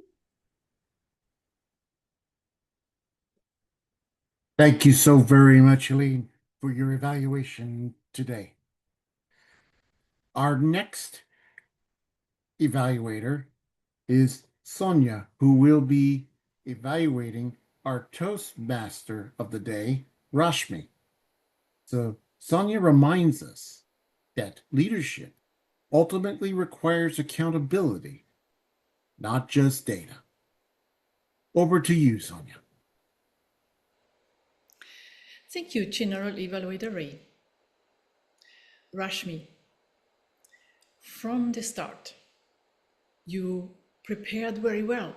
You started the meeting group in a timely fashion, introducing the theme and with calls to action. You conducted a preparation session on Thursdays for us for all to be ready for today. Today, you also joined early to check on the attendance of all the role players and to ensure their readiness. You choose a very AI in its algorithm is a very important and urgent theme we all have to face. So thank you for actually choosing that theme. You had an appropriate introduction that AI is only a tool, but it cannot be relied on. And you ask us to pay close attention to especially the educational speech so we can form our own opinion. You displayed a great Zoom presence, your hands were visible, and you also had great vocal variety. For points of improvements, I can mention when the timer introduced herself, you can encourage her to also display the colors, the color background while introducing herself and her role. You can practice in advance the pronunciation of the role players' names to sound more fluid and more comfortable. And as well have maybe the notes closer to your camera to avoid looking down. Looking more directly into the camera would also help. But overall, we all know being the Toastmasters of the day of leadership speak is a great challenge and a great opportunity. You did very well with your transitions, with smooth transitions as well. Looking forward to your next TMOD role. Thank you. Back to you, General Evaluator Ray. Thank you very much, Sonia, for your evaluation. Our next evaluator is Vinod Panikkar, who, like me, is also a charter member of Leadership Speak. He will be evaluating our leadership education speaker, Wahiga. Vinod believes that leading with an algorithm is being efficient and believes that algorithms will become a clever way to find meaning in data. Vinod, over to you. Thank you, General Evaluator Ray. Wahiga, your speech today was thought-provoking. Leading with AI as partner. Now, the central message of your entire speech was that AI should be partner, not master.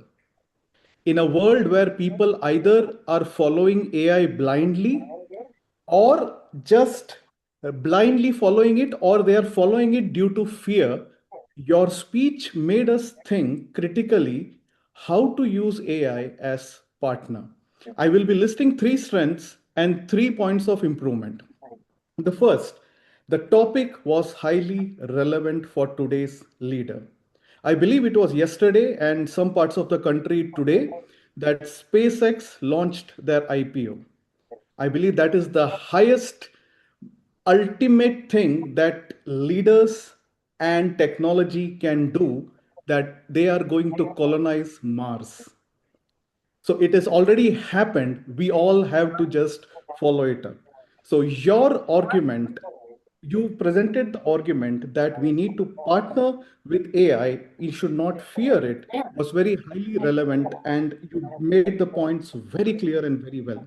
Second, you shared one practical experience. I am completely with you when you speak about a crappy ERP. I suffer that every day from last 1.5 years. So when you told about the actual thing, what is happening when the ERP was upgraded, the cost remained the same, but the revenue changed, and you spoke about data integrity. I thought that was the highlight of your speech, where if I have to give you some money to pay for me, I would like more such content to be revealed. So that was very well done. The third is you asked a powerful question. There were a lot of questions, but the one that really took my attention was, could AI manipulate outcome? And you showed us a chart, input, algorithm, output. Basic principle of computers that we learned: garbage in, garbage out. So if you give garbage, it will give garbage out. That is what you said. The 3 things that I would like you to work on is, one is the opening. You directly started with the slide. I would recommend first connect with the audience, then show the slide. So take some 15 seconds to present your argument and then share the slide. Second is, you gave one case study. I would have loved 3 case studies for a challenge that it doesn't work, it works, and how you can partner. And the third that I felt was your conclusion was missing, an actionable conclusion was missing. For example, like I'll give you an example. Yesterday, I took our district's data and put it in ChatGPT and gave a report that these are the clubs less than 15, tuck, tuck, tuck, tuck, tuck. So something that you can give to all our members that they can do right now.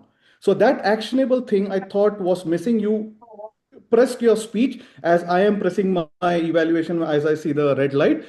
An amazing, timely speech, powerful questions. Just connect with the audience, and I believe you will facilitate a lot of partnership with leaders. Back to you, General Evaluator.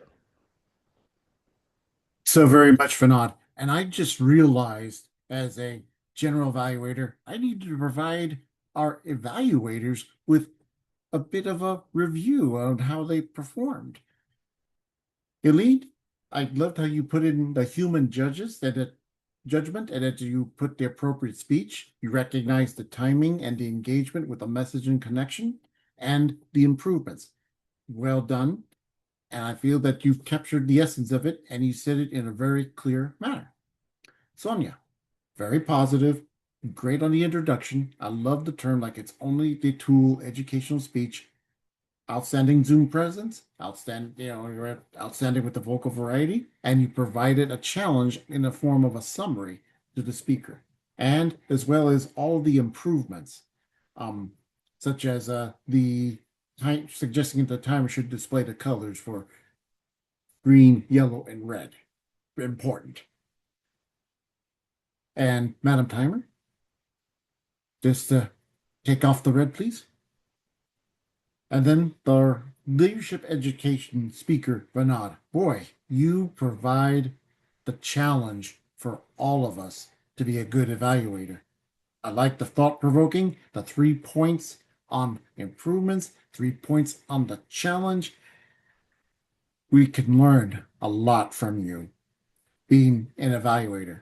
And also, when you went into the red, that's always a challenge for evaluations. So much information, so little time.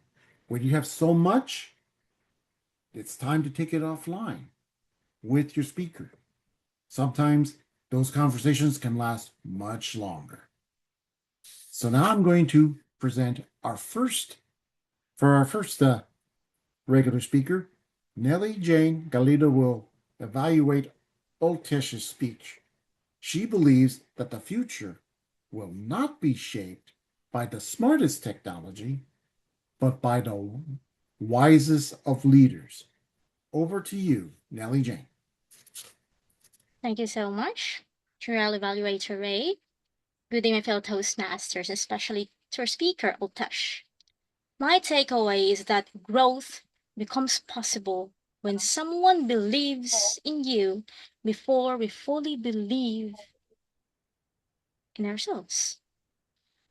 When I first listened to the speech, Still Here, what stood out was not just about the story of mentoring, but the lasting impact that a mentor can have to another people's journey.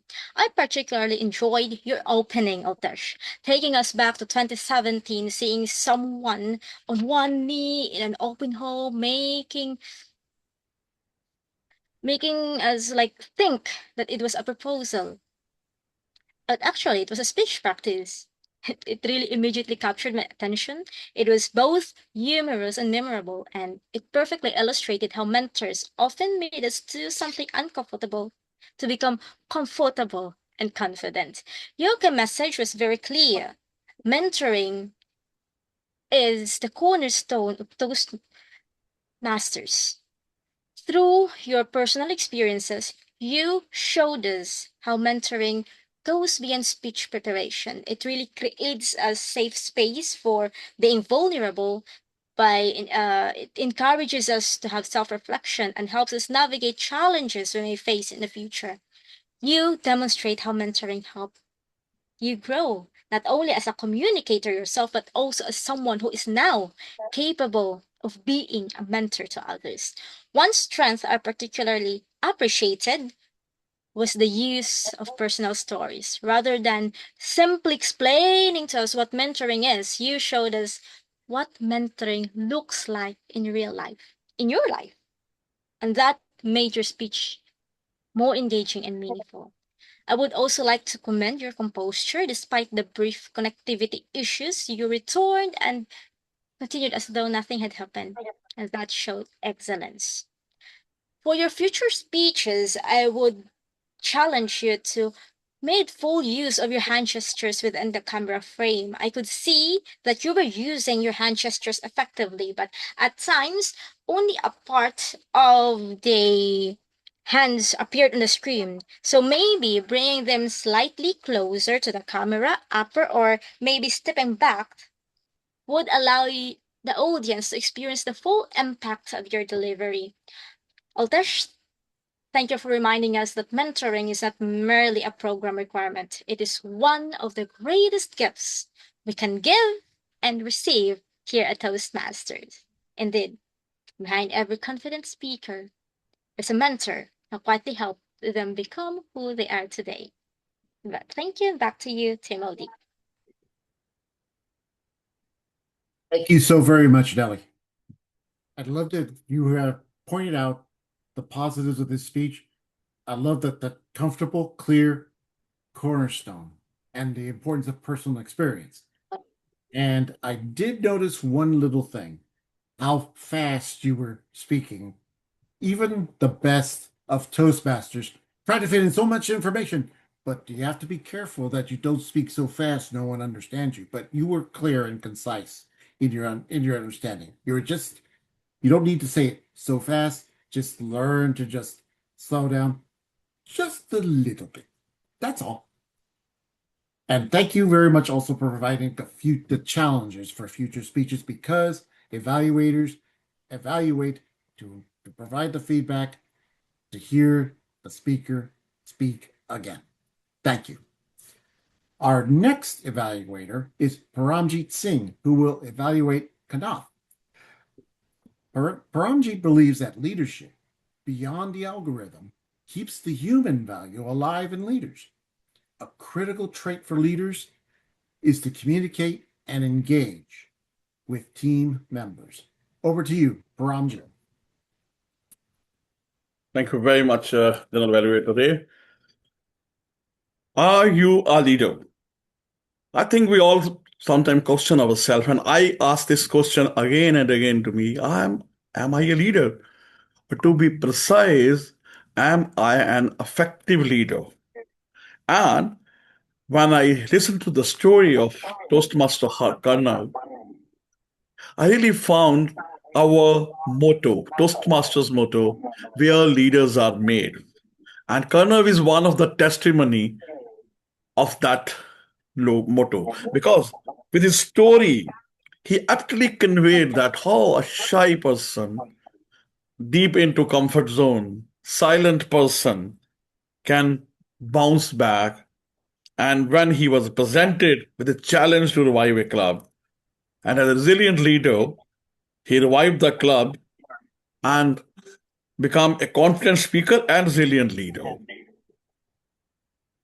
The Kanav, the thing which stood out of your presentation was you are a storyteller.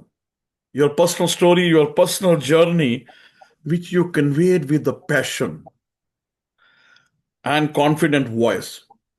Clear words, very simple words, good enunciation, and at a pace which helped me to clearly understand your message, journey, and your message. I could very clearly got that what you're saying, that you have to become a leader who can bounce back even from the comfort zone. The area which you can add for more value to your speeches, or I think they make you even become a more confident speaker. The number one, eye contact. What I observed for the whole speech, that you are looking at one side of the camera and the camera was quite down. So your Zoom presence, you just work on it. I recommend that just keep your camera or your laptop in front of your eye level and absolutely in front of your eyes. Align this with this. This will help you to have a more better engagement with the audience. Now, which is another very critical point. The project is about identifying the leadership styles or style. We could understand that your resilience helps you to become a effective leader. However, I would recommend you to go back to the project, take the survey, and know your own leadership style and how that other leadership style you can adopt, or what are the different other leadership styles.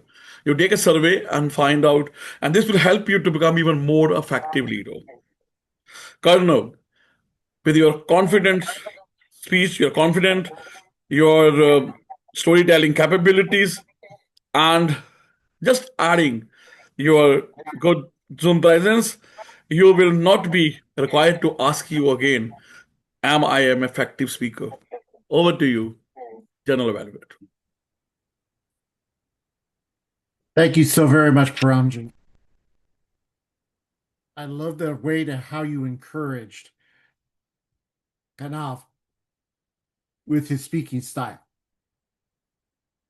That he doesn't have to be totally withdrawn. That he already has those capabilities and that he can go inside himself and spread out and discover. And that you also identified a couple of very key things that not only are helpful to him, but also to us. It's that camera to the audience here in Leadership Speak. The unpaid member of our club, the camera to our meetings. Eye contact and that camera are just so important, and yet we so overlook it. Thank you for pointing that out. And also thank you for pointing out that with this project, understanding your leadership style, you have one primary style, but you can benefit from all the 7 others that are in there. Thank you again. Outstanding job. Our next evaluator is Gada, who will be evaluating Nthati in her speech. Gada believes that authentic leadership cannot be artificial. It's heart to heart. And as such, feelings are not imported, but born from within. Over to you, Gada. Thank you, General Evaluator. From thinking win-lose to win-win, what a noble message, Nthati. Here's my evaluation on the areas you asked me to focus on. Your Zoom presence, your framing was excellent. The camera distance was well judged and moving closer to the, at the right moment. So that created a sense of connection with the audience. Opening with a question and maintaining a warm smile draw the audience in effectively. And also the delivery was good, strong use of hand gesture and vocal variety that kept the energy live throughout. The image of 6 people negotiating around a coffee aroma was creative and memorable visual that brought the concept to life. Areas that I recommend you work on to develop the time.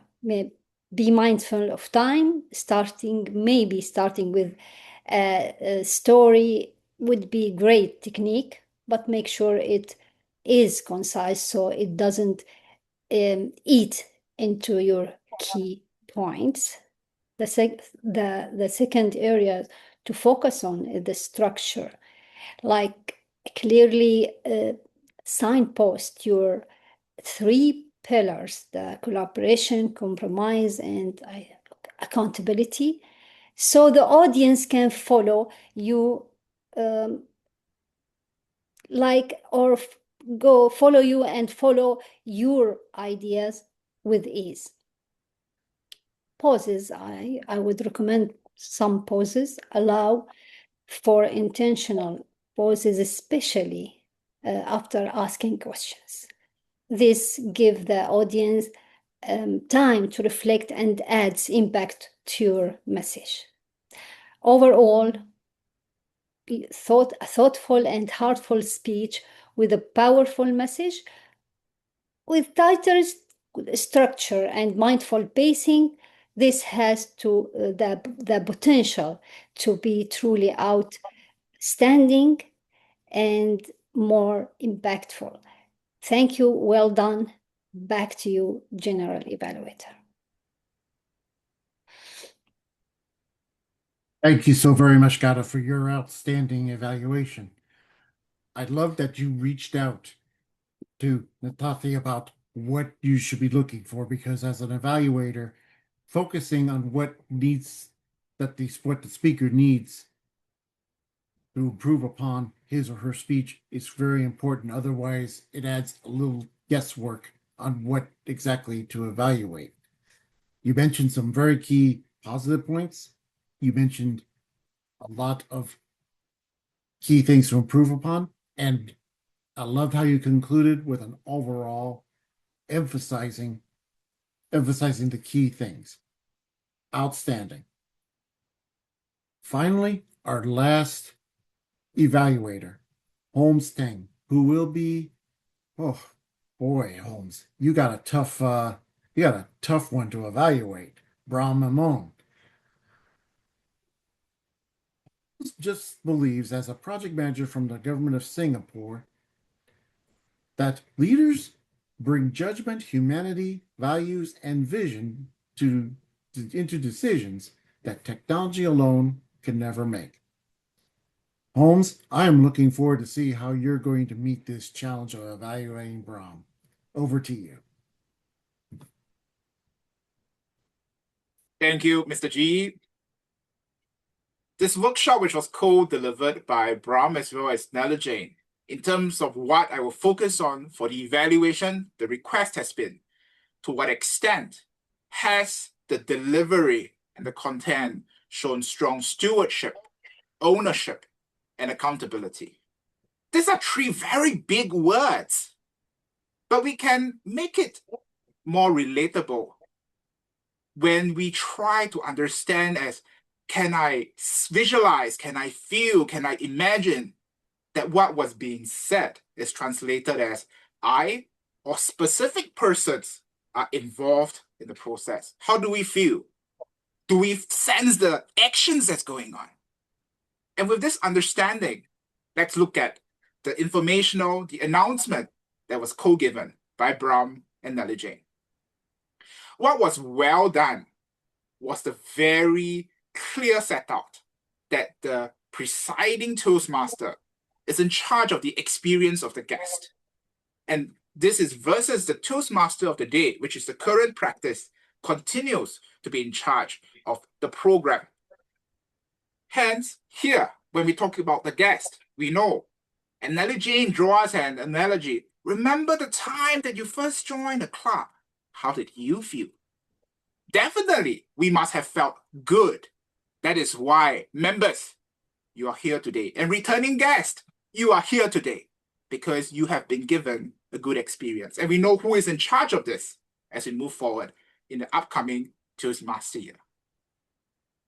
What are some areas that we could look forward to for a higher sense of stewardship, accountability, and ownership? Number one, there were parts of the informational speech that went on what is the object that is around. This role is creating, this role helps, this role becomes kind of a language. Whereas if we focus on ownership, remember my definition, which is can we imagine ourselves in? The person becomes the focus. Hence, the other way of saying things is members, as custodians of the club, as fellow self-directed leaders here to improve our self-directed leadership, we will be entrusted to ensure that guests have the best of experience. We will hold each other accountable, that we will show up and we will commit to high standards of speeches, of delivery, of role performance, each and every meeting. Those are some of the words that could have been used when describing both the presiding Toastmaster role as well as the TMOD role, so that the individual persons stand out clearly. In conclusion, this was an important announcement, and I'm sure, members, you have caught it. There is a change coming in the club. We are going to level up our self-directed leadership. Get involved. Areas of improvement which we all should learn from. Put the self, especially yourself, where you next speak about your leadership initiatives. And may we all become better self-directed leaders. Mr. GE. Thank you so much, Holmes. You've met the challenge. I loved how you opened up with the evaluation. You did reach out to Brahm and I think Nellie, I assume, that you asked them, like, what exactly did you want me to evaluate? And you came through loud and clear. I also liked that we combined the improvements and the challenges together. Sometimes when we present an evaluation, they do run together.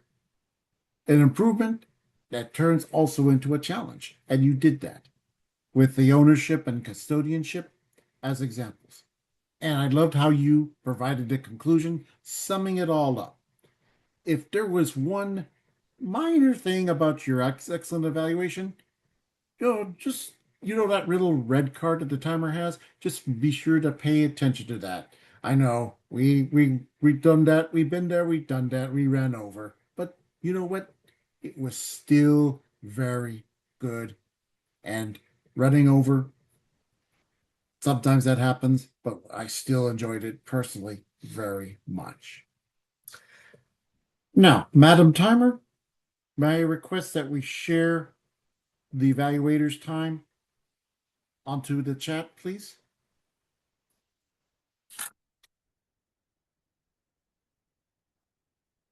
And while we're waiting for the timer, I'm going to turn this over to our grammarian, who will be providing a bit of a discernment on how well we did with the use of our grammar and our all counters. Over to you, Hannah Schmidt.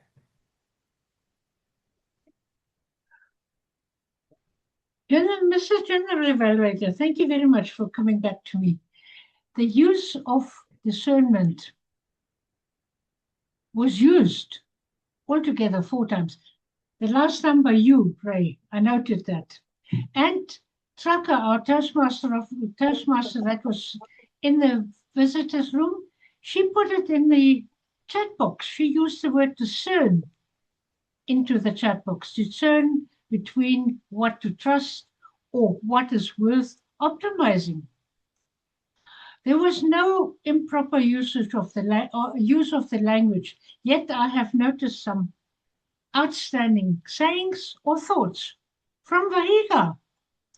Shall we serve technology or shall technology serve us? And we can't run away from AI. It is here to stay. This is very thought-provoking because we have to be very careful for that. And AI can recommend, but leaders will decide.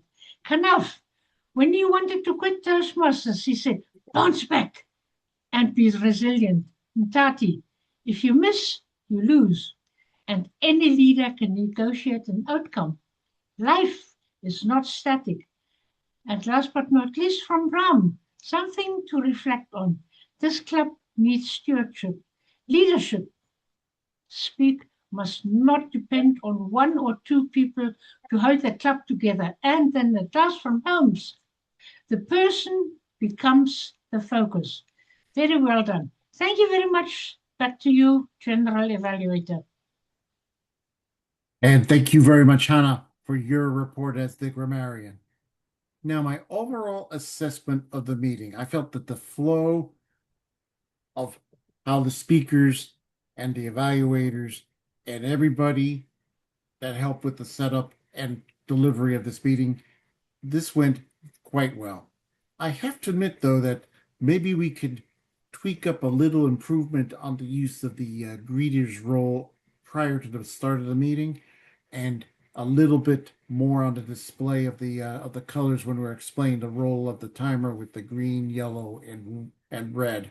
Not necessarily include the times, but to mention that at specific times you got the green, and again then the yellow, and then the red.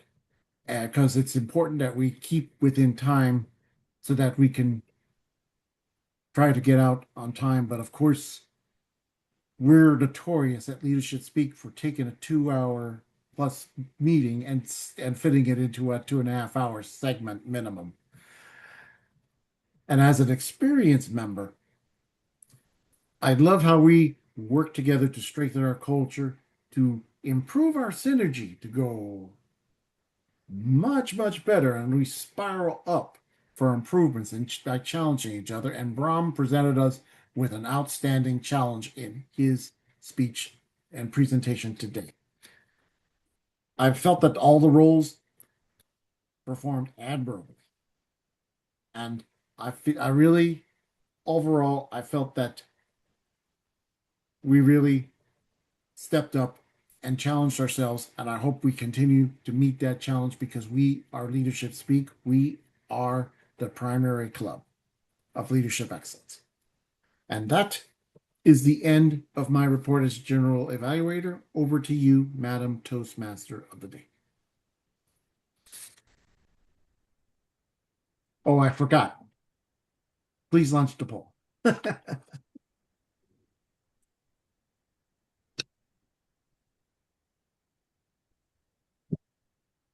Thank you to our General Evaluator, Ray Rivero. The poll has been launched, and I think it's already taken in. A round of applause for Ray. And now we will move on to our thought of the day. So let's hear it from thought of the day from Nellie Jane Galido. Thank you so much. Rashmi, our Toastmaster of the day. Our theme today is leadership beyond the algorithm. As artificial intelligence becomes more powerful, it really helps us analyze information, predict outcomes, and even recommend decisions. But there is one thing it cannot replace: discernment, our word of the day. The ability to judge wisely, and it is knowing not just what can be done, but what should be done. You can imagine driving with a GPS. Most of the time it guides us well, but sometimes a GPS also tells us to turn into a closed road, a flooded street, or a route that doesn't simply exist. And in those moments, we do not blindly follow the technology. We pause, we observe, we use our judgment. And leadership works the same way. Data can tell what is likely to happen.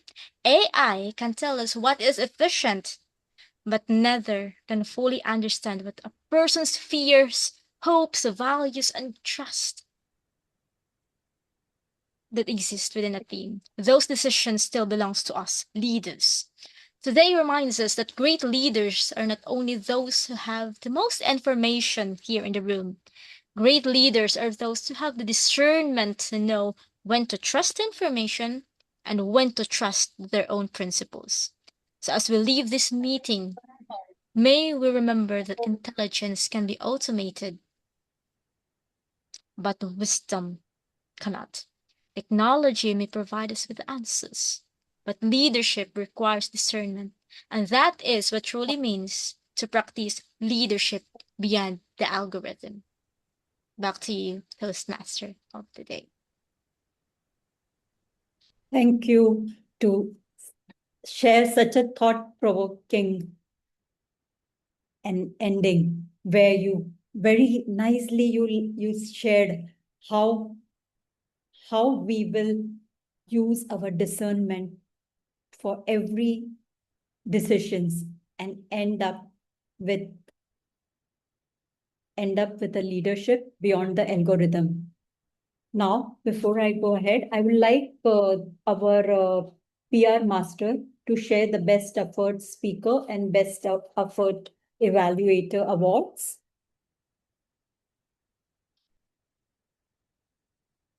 One moment, coming up.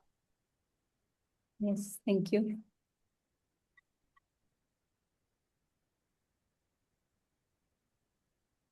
Best effort evaluator to Teng. A round of applause for Holmes and send some smileys and congratulations.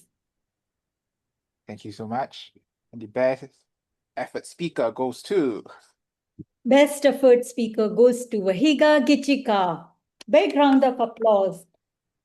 Congratulations to both the awardees, best effort speaker and best effort evaluator. Well done. And now, let's go over to the main question that we had. When we began at the crossroad. The AI takes us and tells us that this is what we need to choose. And on the other side, our judgment says, no, this is not ethical, or this decision won't have sympathy, it won't have empathy. So we as leaders, how are we going to choose? We as leaders will have ownership of our decisions.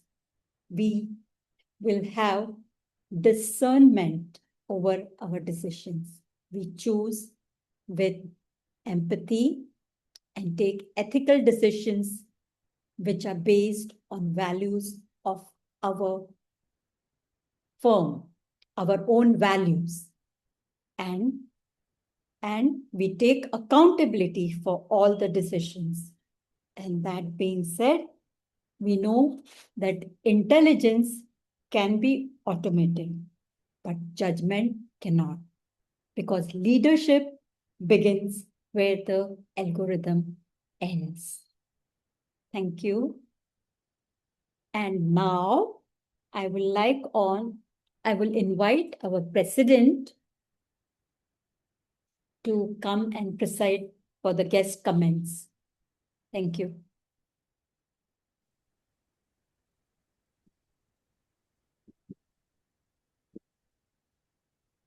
Thank you so much, TMOD. Guest, now it's time to hear from you, our most important people in any leadership speak meeting. If you are able to, it would be awesome if you can have both your camera as well as your microphone switched on when I call upon you. Thank you so much. Treka, are you available? Treka? Yes, hello. Hello, Treka. How are you? Welcome back to Leadership Speak. Thank you so much. I love this meeting. So today was wonderful. The quality of the evaluations are very, very strong. And I'm looking forward to seeing the incoming president. I've seen him speak several times, and I think that it's amazing how this club grows their leaders. It's a value add for sure. Thank you so much. Thank you so much, Treka. I saw on the chat you did say you plan to become a member, and yes, Brahm reached out to you, and we look forward to having you. Thank you so much, Treka.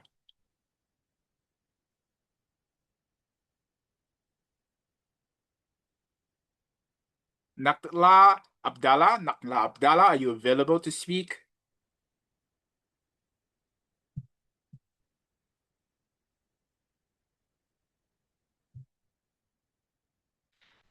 Muhammad Saliu Aliyu, are you available to speak? Muhammad Saliu Aliyu.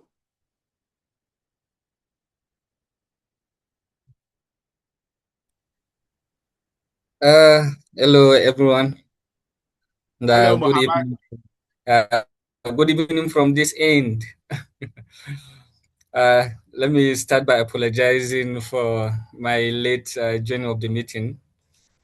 Yeah, today I joined very late, and because of my schedules, as we rightly spoke the other day.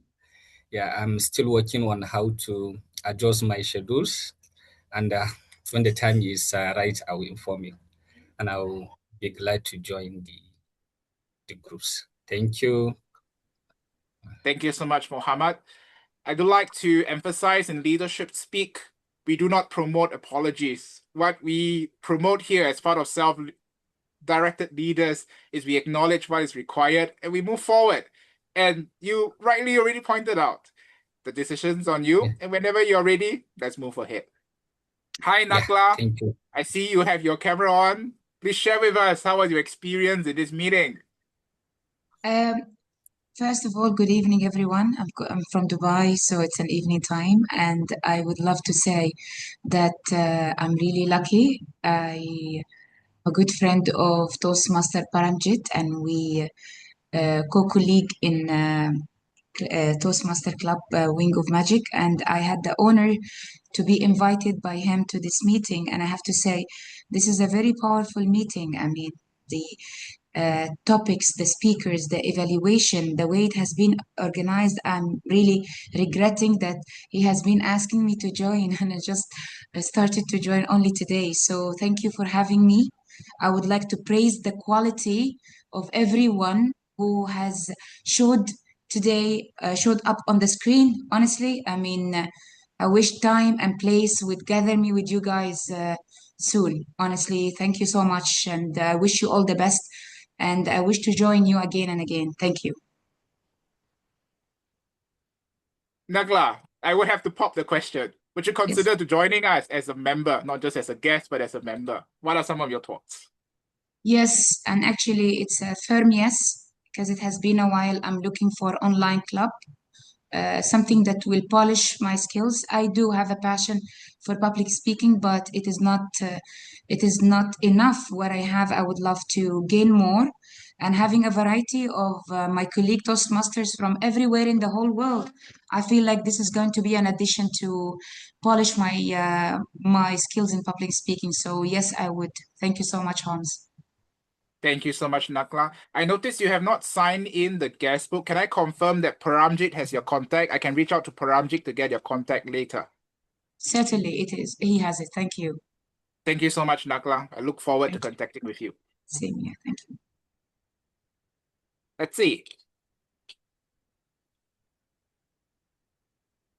Deborah Aseki Kiet, are you available? Deborah, are you available to speak? Yes, I am available to speak. Hello, good evening from Kampala. It's probably my second time joining Leadership Speak. Awesome as always. I used to be a Toastmaster. I still should be a Toastmaster in Kampala Toastmasters Club. I took a bit of a break, and joining Leadership Speak today was really, really a great reminder of what Toastmasters is. It's a safe space where you can be authentic, you can be vulnerable, like one of the speakers said. There's just so much love and so much support in Toastmasters. So that was a great reminder. And when one of the speakers talked about mentorship, I was like, yeah, that's it. I need to get a mentor and get back to Toastmasters. It's one of those places which just moves you from point A to point B in every single Toastmasters meeting. Sometimes I just die of laughter during the meetings. Another time it's never disappointing, ever, never disappointing. So I'm really glad that I could join today. I'll keep joining as a guest, and I'll also try as much as possible to get back into Toastmasters and enjoy all this support and love and growth. Thank you. Yeah.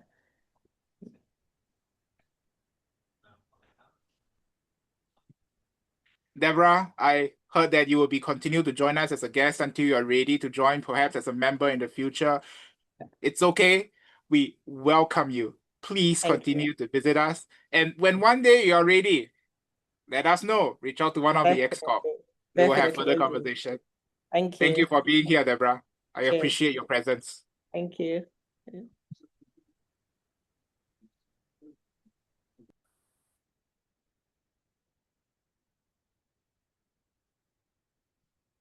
Marie Sandra, are you available to speak?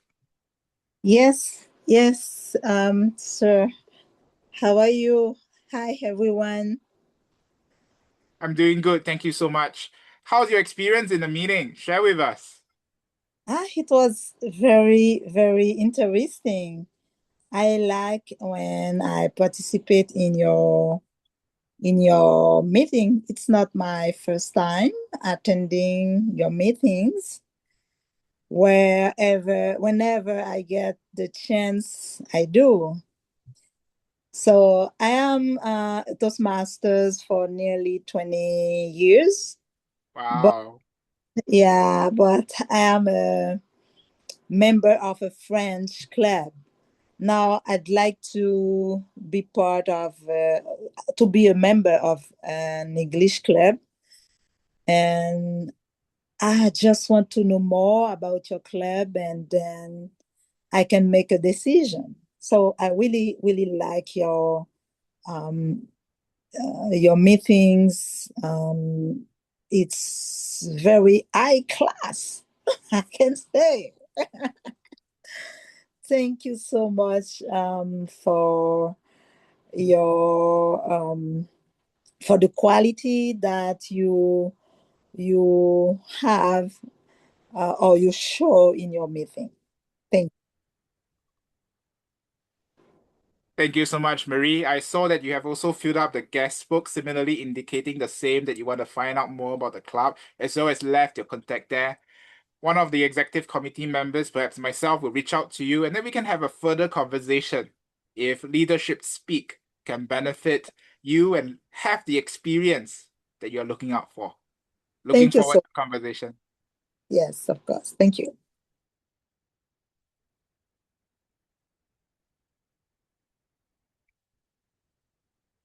Lean, are you available? I see you have your camera on. Let's see.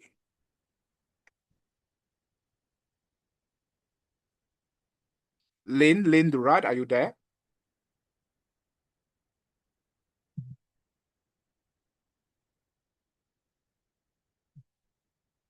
Okay, I believe I covered all the guests who are here.